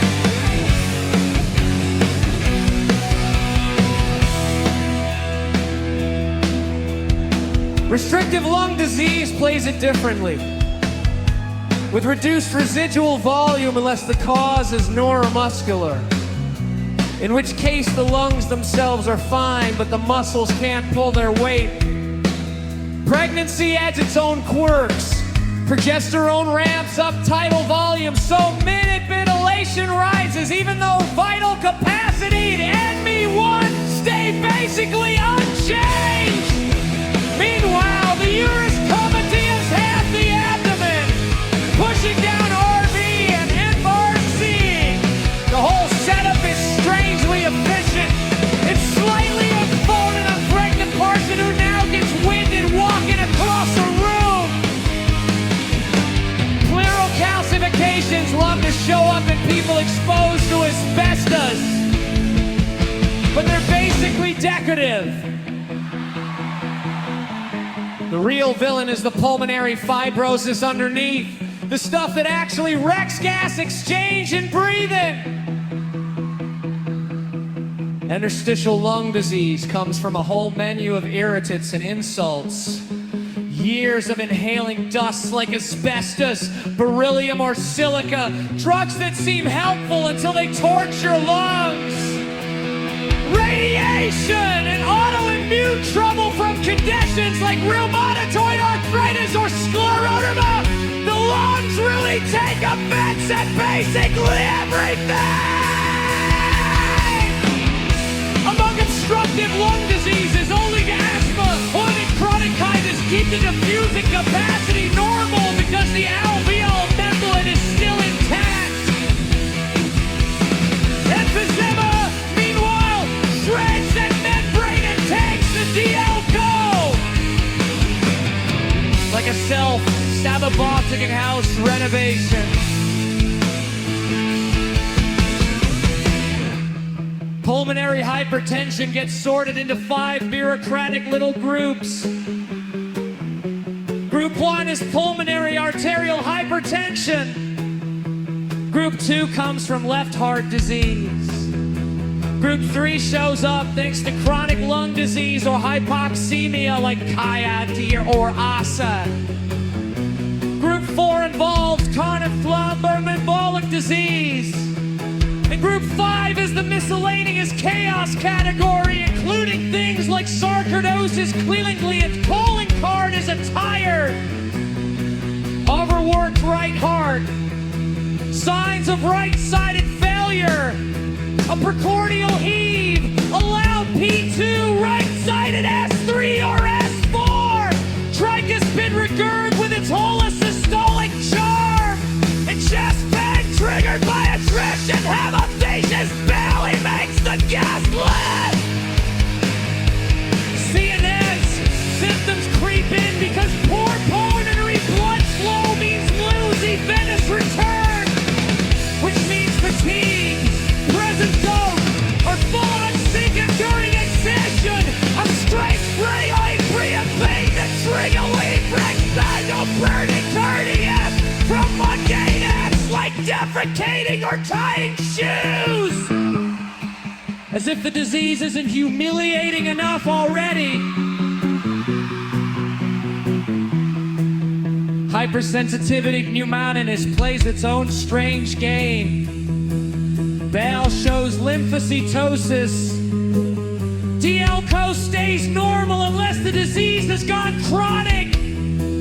And biopsy biopsy reveals lymphocyte infiltrates, non-caseating glomerulomas, and fibrosis and makes them been simmering too long. Treatment is basically stop breathing the thing that's poisoning you, which magically improves acute disease in hours to days. Chronic disease needs glucocorticoids or even lung transplantation when the lungs have had enough of everyone's nonsense.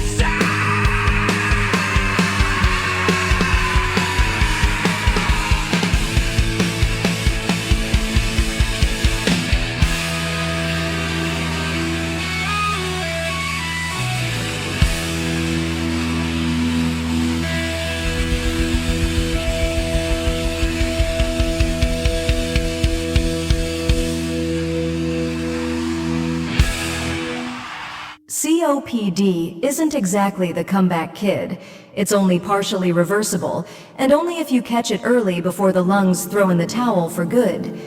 To tell COPD from asthma, use bronchodilator spirometry. Asthma snaps back with full reversal of the FEV1/FVC ratio, while COPD just shrugs and stays obstructed. ALS loves to sabotage breathing by weakening the diaphragm. That gives you paradoxical breathing, where the abdomen rises during expiration, and shallow breaths with low tidal volume. These lead to atelectasis and respiratory insufficiency. Obstructive sleep apnea, daytime fatigue, headaches, and cognitive trouble from chronic hypercapnia can show up too, so ABGs matter. Anaphylaxis doesn't negotiate. IM epinephrine can be repeated every 5 to 15 minutes, up to 3 doses if symptoms keep going. IV epinephrine or norepinephrine is only for those truly stubborn, refractory cases because the arrhythmia risk is no joke. Fatal asthma risk climbs with any history of respiratory failure requiring NIPPV, intubation, ICU care, plus chronic poor control like constant inhaler use or repeated steroid bursts and acute care visits. Clinically, red flags include respiratory rate over 30, oxygen saturation at 90% or less, accessory muscle use, altered mental status, a silent chest, a normal or high PaCO2, and peak flow under 50% of baseline. AECOPD management revolves around inhaled bronchodilators, systemic steroids, and adding antibiotics like fluoroquinolones or third-generation cephalosporins if infection is suspected, or antivirals when indicated. Keep oxygen saturation between 88 and 92%. If they still look like they're losing the fight, move to non-invasive ventilation or full intubation. Nitrofurantoin has a talent for causing pulmonary drama. Short-term use can trigger hypersensitivity within 3 to 9 days. With basilar crackles, bilateral basilar opacities, possible rash, a unilateral pleural effusion, and eosinophilia or leukocytosis. Long-term exposure can lead to interstitial lung disease. Acute nitrofurantoin lung injury shows up fast, usually 3 to 9 days after starting the drug. Expect basilar crackles, bilateral basilar opacities, a possible erythematous maculopapular rash, and sometimes a unilateral pleural effusion. Labs can show eosinophilia or leukocytosis. Treatment is basically stopping the medication before it causes more drama. A normal ABG in adults sits at pH 7.35 to 7.45, PaO2 between 80 and 100, PaCO2 from 35 to 45, bicarbonate at 22 to 26, and oxygen saturation in the mid-90s.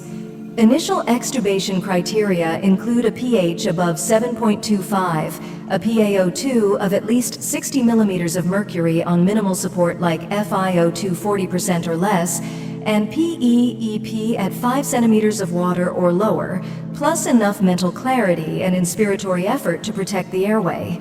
If all that checks out, you move on to a spontaneous breathing trial for around 1 to 2 hours to see if they stay stable with a normal ABG and a rapid shallow breathing index under 105.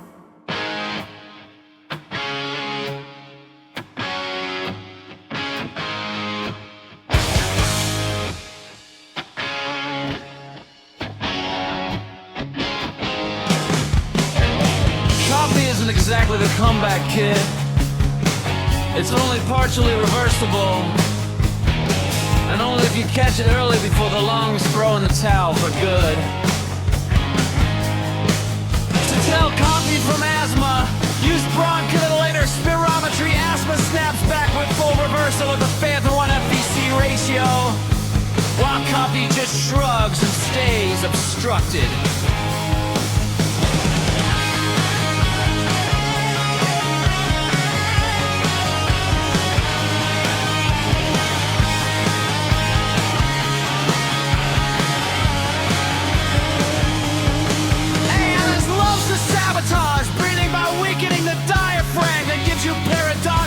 Breathing, where the abdomen rises during expiration, and shallow breaths with low tidal volume. These lead to atelectasis and respiratory insufficiency, obstructive sleep apnea, daytime fatigue, headaches, and cognitive trouble from chronic hypercapnia can show up too. So ABGs matter! And Epilexis doesn't negotiate!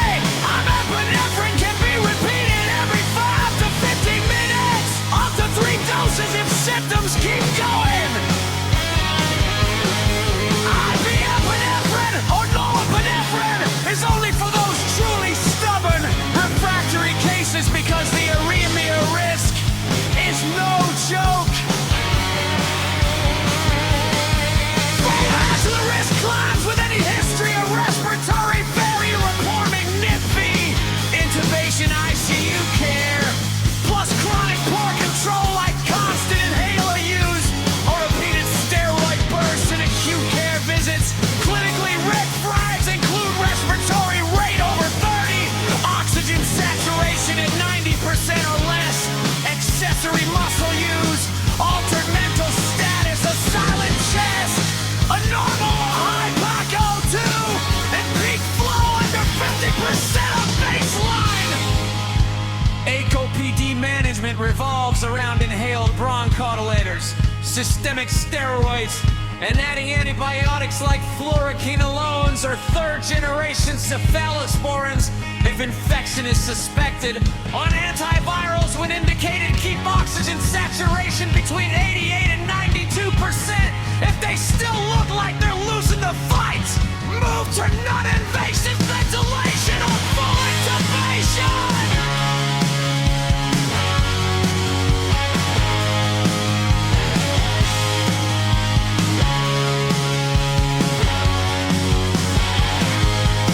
Nitrofurantoid has a talent for causing pulmonary trauma. Short-term use can trigger hypersensitivity within 3 to 9 days with basilar crackles, bilateral basilar opacities, possible rash, a unilateral pleural effusion, and eosinophilia or leukocytosis. Long-term exposure can lead to interstitial lung disease. Acute nitrofurantoid lung injury shows up fast, usually 3 to 9 days after starting the drug. Expect basilar crackles, bilateral basilar opacities. The possible epiphilus maculopapular rash, and sometimes a unilateral pleural effusion. Labs can show eosinophilia or leukocytosis. Treatment is basically stopping the medication before it causes more trauma.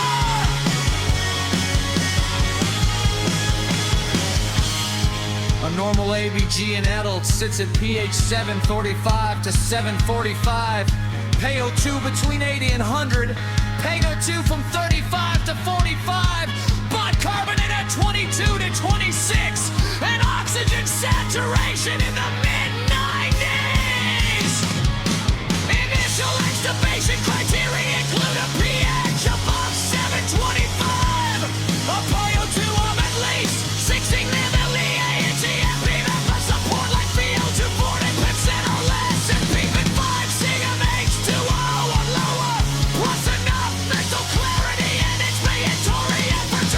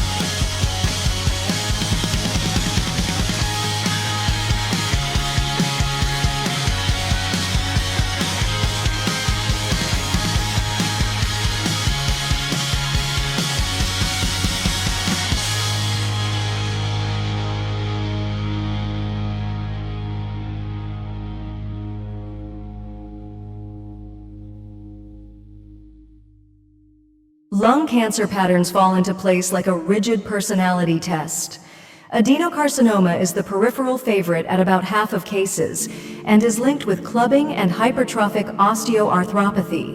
Squamous cell carcinoma sticks to the central airways and can cause hypercalcemia, tissue necrosis, and cavitation. Small cell carcinoma also lives centrally and churns out hormones, leading to ACTH production, SIADH, or Lambert-Eaton syndrome. Large cell carcinoma hangs out peripherally and can produce gynecomastia or galactorrhea. Picture this, friends, as if we just woke up in the respiratory ward after dreaming in Technicolor. Acute nitrofurantoin lung injury bursts onto the scene within 3 to 9 days of starting the med, tossing basilar crackles into the stethoscope, splashing bilateral basilar opacities on the screen, maybe sprinkling an erythematous maculopapular rash, and sometimes dropping a unilateral pleural effusion like a lost sock. Labs may parade eosinophilia or leukocytosis, and the cure is gloriously anticlimactic. Stop the drug before it throws any louder tantrums.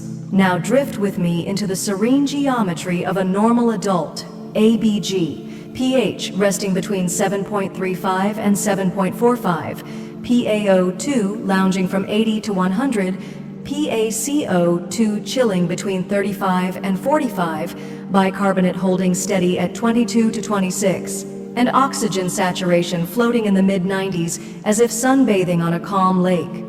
When sizing up someone for extubation, we want a pH above 7.25, a PaO2 of at least 60 millimeters of mercury, while they coast on modest settings like FiO 240% or less and PEEP5 or below, all paired with enough cognition and inspiratory oomph to guard their own airway. If the stars line up, they take a spontaneous breathing trial for 1 to 2 hours to prove they can keep a stable ABG and a rapid shallow breathing index under 105 without unraveling. And then we wander into the personality parade of lung cancers. Adenocarcinoma claims the peripheral territories, often half the cases, and may bring clubbing or hypertrophic osteoarthropathy like strange souvenirs. Squamous cell carcinoma camps in the central airways and might generate hypercalcemia, tissue necrosis, or cavitation. Small cell carcinoma also prefers central turf and bruise hormonal chaos, such as ACTH production, SIADH, or Lambert-Eaton syndrome. Large cell carcinoma spreads out peripherally and may stir up gynecomastia or galactorrhea, as if flipping through endocrine flashcards with a smirk.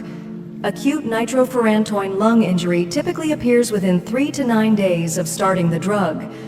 Findings include basilar crackles, bilateral basilar opacities, an erythematous maculopapular rash, and sometimes a unilateral pleural effusion. Laboratory results may show eosinophilia or leukocytosis. Management is discontinuation of the medication. Normal adult arterial blood gas values are pH 7.35 to 7.45, PaO 280 to 100 millimeters of mercury, PaCO 235 to 45 millimeters of mercury, HCO 322 to 26 milliequivalents per liter, and SaO2 95 to 99%. Initial criteria for extubation include a pH above 7.25, a PaO2 of at least 60 millimeters of mercury on minimal ventilatory support, FiO2 of 40% or less, and PEEP of 5 centimeters of water or less, and adequate inspiratory effort with sufficient mental alertness to protect the airway. If these conditions are met, the next step is a spontaneous breathing trial lasting 1 to 2 hours while the patient remains intubated, requiring stable mental status, acceptable arterial blood gas results, and a rapid shallow breathing index below 105. Lung cancer subtypes show characteristic clinical associations. Adenocarcinoma, which is peripheral and accounts for about half of cases, is associated with digital clubbing and hypertrophic osteoarthropathy. Squamous cell carcinoma, typically central and about a quarter of cases, is linked with hypercalcemia, necrosis, and cavitation. Small cell carcinoma, also central and comprising about 15% of cases, is associated with ectopic ACTH production, SIADH, and Lambert-Eaton myasthenic syndrome. Large cell carcinoma, peripheral and representing around 10% of cases, can cause gynecomastia or galactorrhea.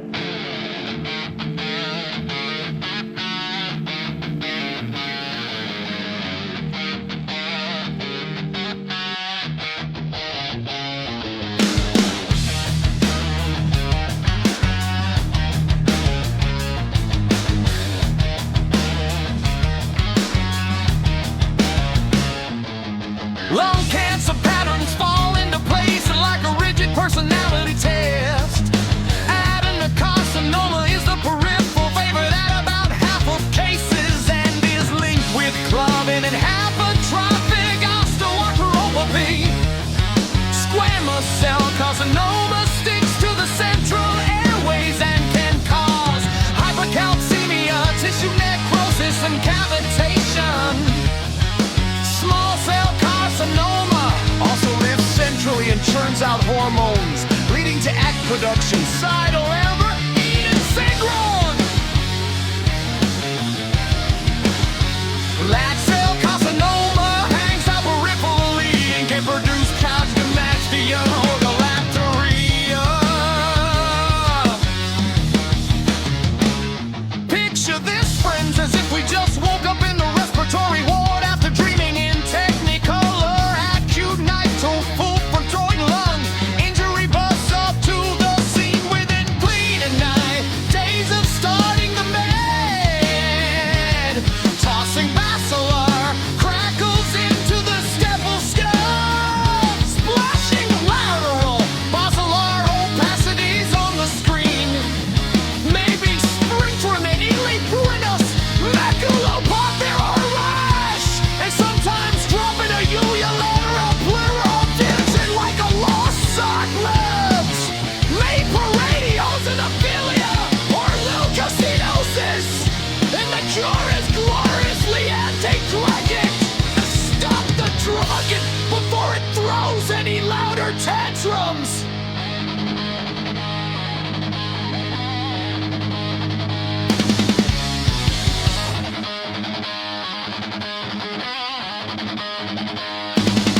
Now drift with me into the serene geometry of a normal record page, resting between 7:45 and 7:45. O2 lounging from 80 to 100. Gaia friend showing between 3.5 and 4.5.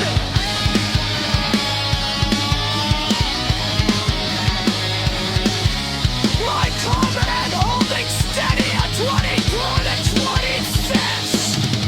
And oxygen saturation floating in the mid-90s as it sunbathing on a calm lake.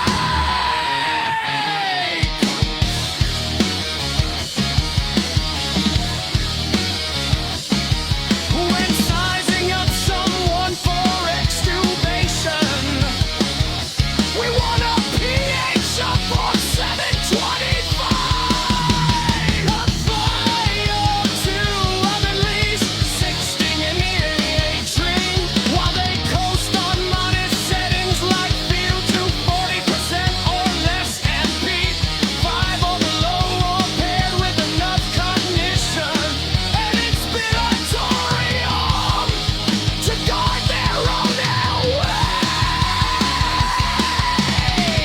If the stars line up, they take a spontaneous breathing trial for 1 to 2 hours to prove they can keep us stable. ABG and a rapid shallow breathing index under 105 without unraveling.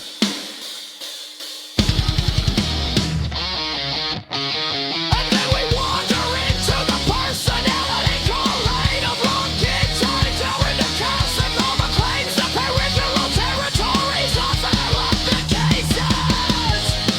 And they rubbing chronic or hypertrophic osteoarthropathy like strange souvenirs. Squamous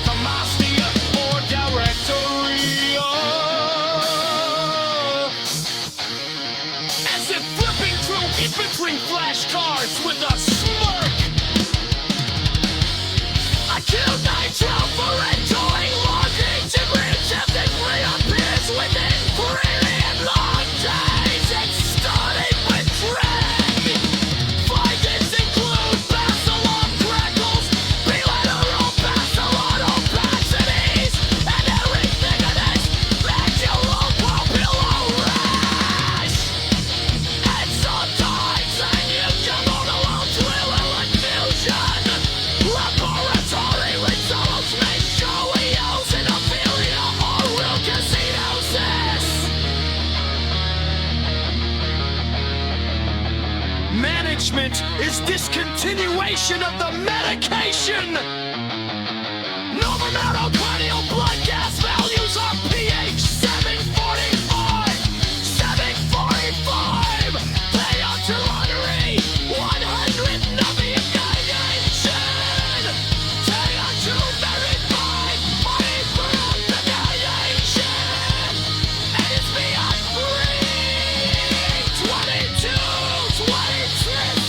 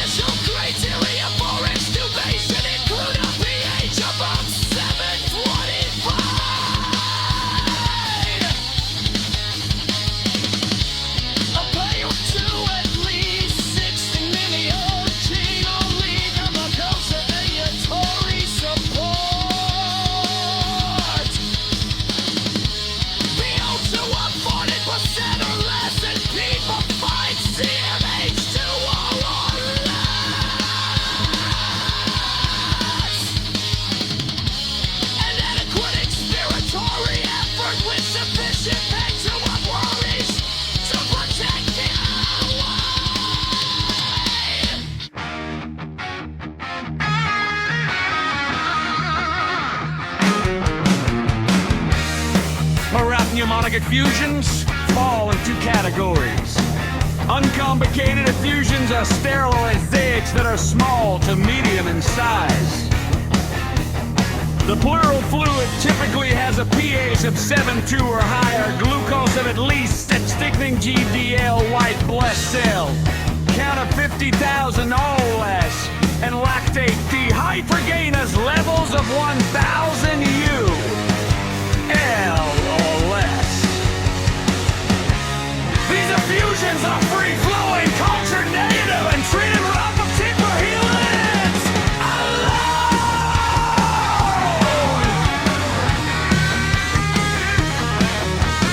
Complicated effusions involve bacterial invasion and maybe medium or large and sometimes lobulated. Upper fluid has at least below 7.2, glucose below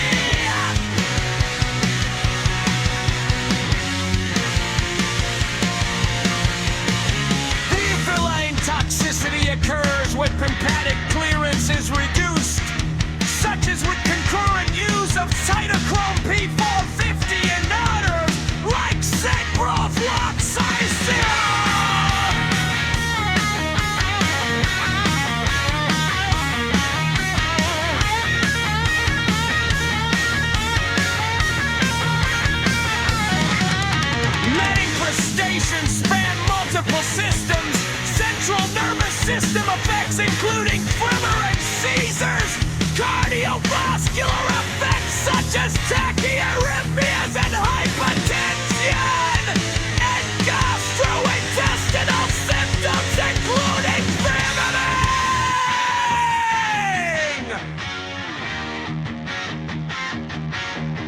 A typical antipsychotic medication such as quetiapine increase the risk of community pneumonia for adults.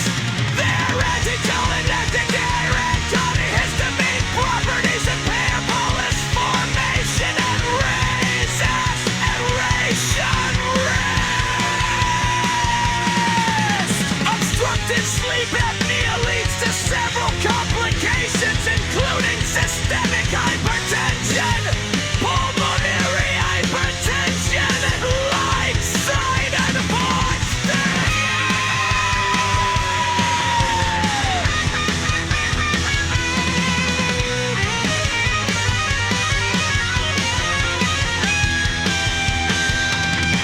An inspiratory hold maneuver isolate to measure airway pressure, providing the plateau pressure measurement.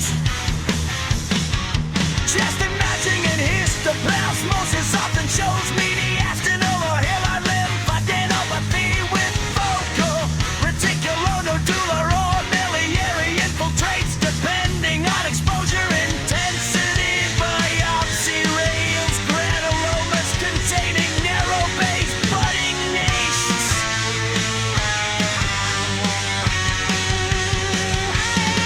Most infections are subclinical and immunodependent individuals, but high-dose exposure can produce a subacute respiratory illness with bilateral infiltrates and hilary lymphadenopathy.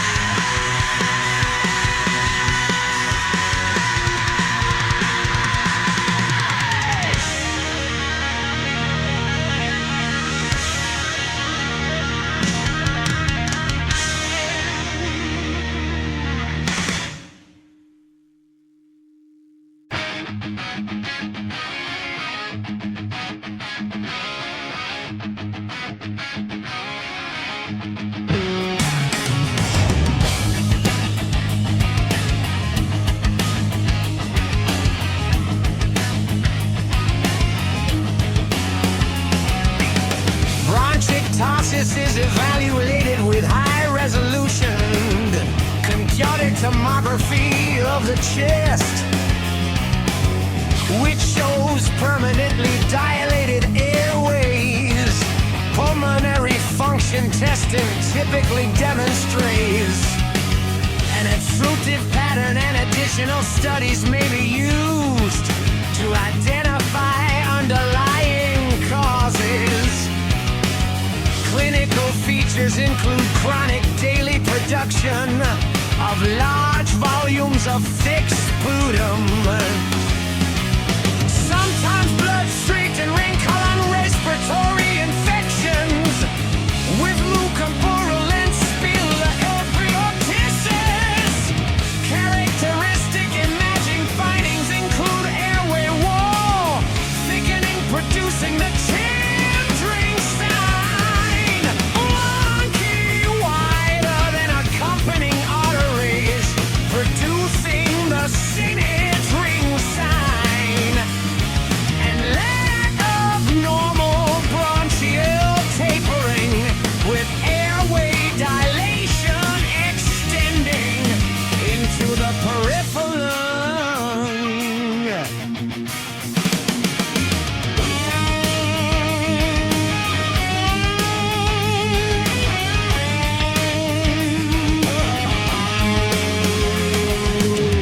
Paradoxical abdominal expansion during inturation and shallow tidal volumes cause epilepticus and respiratory insufficiency in amyotrophic lateral sclerosis, leading to obstructive sleep apnea, daytime fatigue,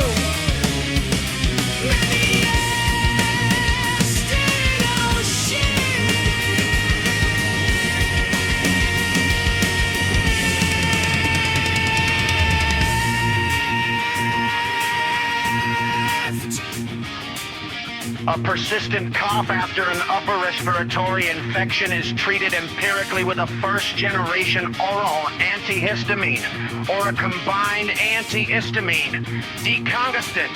Intranasal glucocorticoids are used when cough is due to rhinitis. Massive pulmonary embolisms presence with hypertension or syncope due to poor arterial perfusion, along with acute dyspnea, pleuritic chest pain, tachycardia, and signs of right ventricular strain.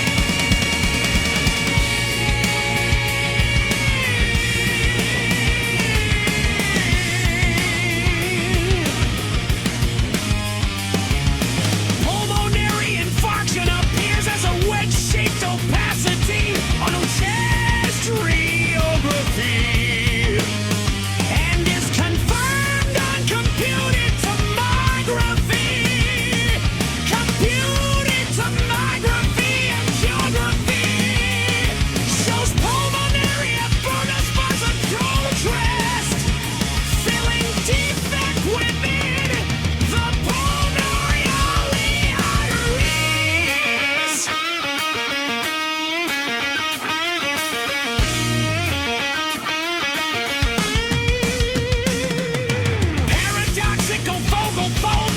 Causes episodic dyspnea, inspiratory stridor, and noisy breathing during exercise and does not respond to asthma therapy.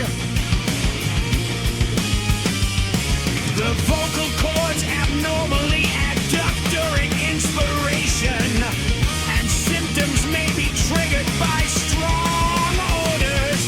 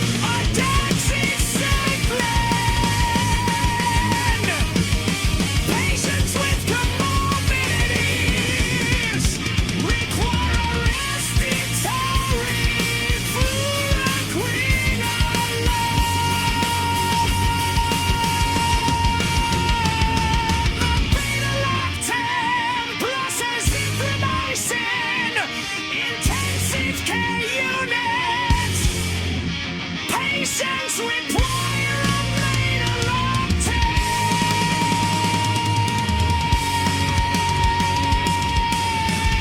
combined with the simulation.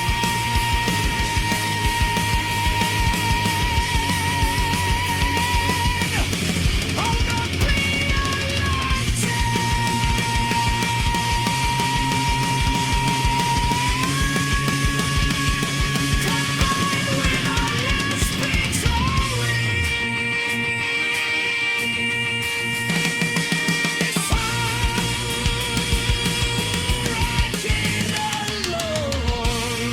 The curb, 65 score guides disposition decisions, confusion, blood urea nitrogen of 20 HCP-ill or higher, respiratory rate of at least 30 per minute, systolic pressure below 90 mm VHG or diastolic pressure below 60 mmHg,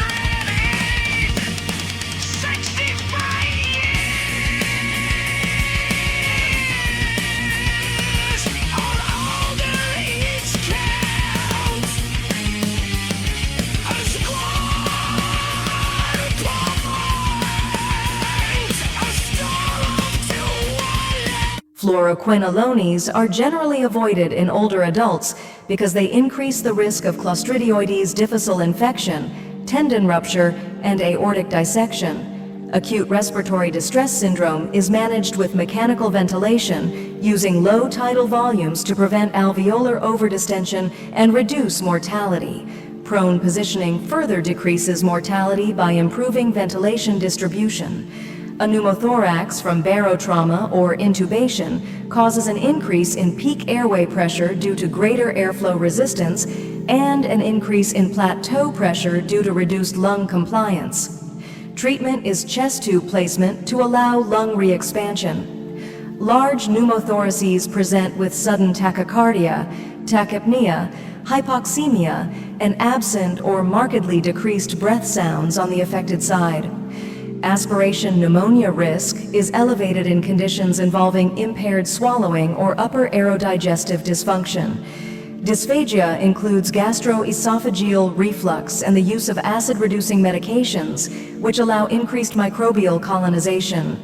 In acute respiratory distress syndrome, lung compliance is markedly reduced, and pulmonary vasculature shows impaired hypoxic vasoconstriction, producing severe ventilation perfusion mismatch, acute pulmonary hypertension, and right ventricular strain. Both transfusion-associated circulatory overload and transfusion-related acute lung injury present with acute dyspnea, crackles, and bilateral infiltrates. TACO is characterized by hypertension, jugular venous distension, elevated natriuretic peptide levels, and reduced ejection fraction. TRALI does not show these volume overload findings and may feature hypotension. TRALI results from neutrophil-mediated inflammatory injury following a transfusion, producing non-cardiogenic pulmonary edema, hypoxia, fever, tachycardia, and hypotension. Mortality is high, and management requires immediate cessation of transfusion and ventilatory support. In TRALI, natriuretic peptide levels and jugular venous pressure are normal. In TACO, both are elevated. A patient with pneumonia lying with the affected lung-dependent experiences worsened hypoxemia because gravity directs more blood flow to the consolidated lung, markedly reducing the ventilation-perfusion ratio. Lying with the healthy lung-dependent improves oxygenation. Patients with unilateral lung disease often prefer the healthy side down. Phrenic nerve palsy presents with exertional dyspnea, orthopnea, and paradoxical diaphragmatic movement during forceful inspiration. Diagnosis is made with a fluoroscopic sniff test demonstrating paradoxical upward motion of the affected hemidiaphragm.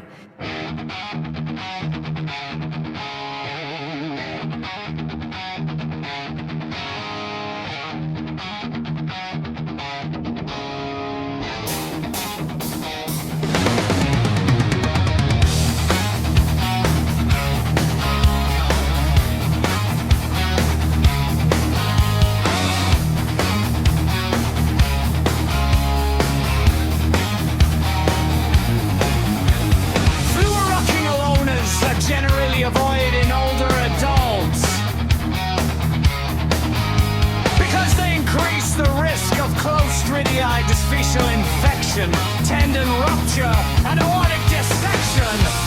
Acute respiratory distress syndrome is managed with mechanical ventilation using low tidal volumes to prevent oiler overdistation and reduce mortality. Positioning further decreases mortality by improving ventilation distribution. A pneumothorax from barotrauma or intubation causes an increase in peak airway pressure due to middle half-life resistance and the increase in plateau pressure due to reduced lung compliance. Treatment is chest tube placement to allow lung re-expansion. Aortic pneumothorax is present with sudden tachycardia, tachypnea, hypoxemia, and absent or markedly decreased breath sounds on the affected side.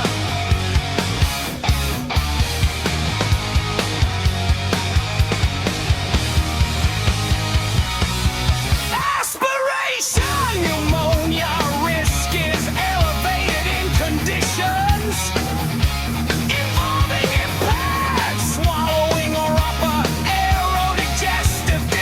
function.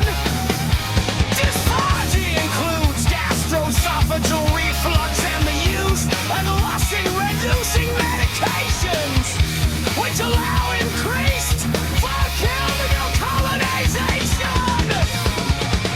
In acute respiratory distress syndrome, lung compliance is markedly reduced and pulmonary vasculature shows impaired hypoxic vasoconstriction, producing severe ventilation, perfusion mismatch, acute pulmonary hypertension, and right ventricular stress.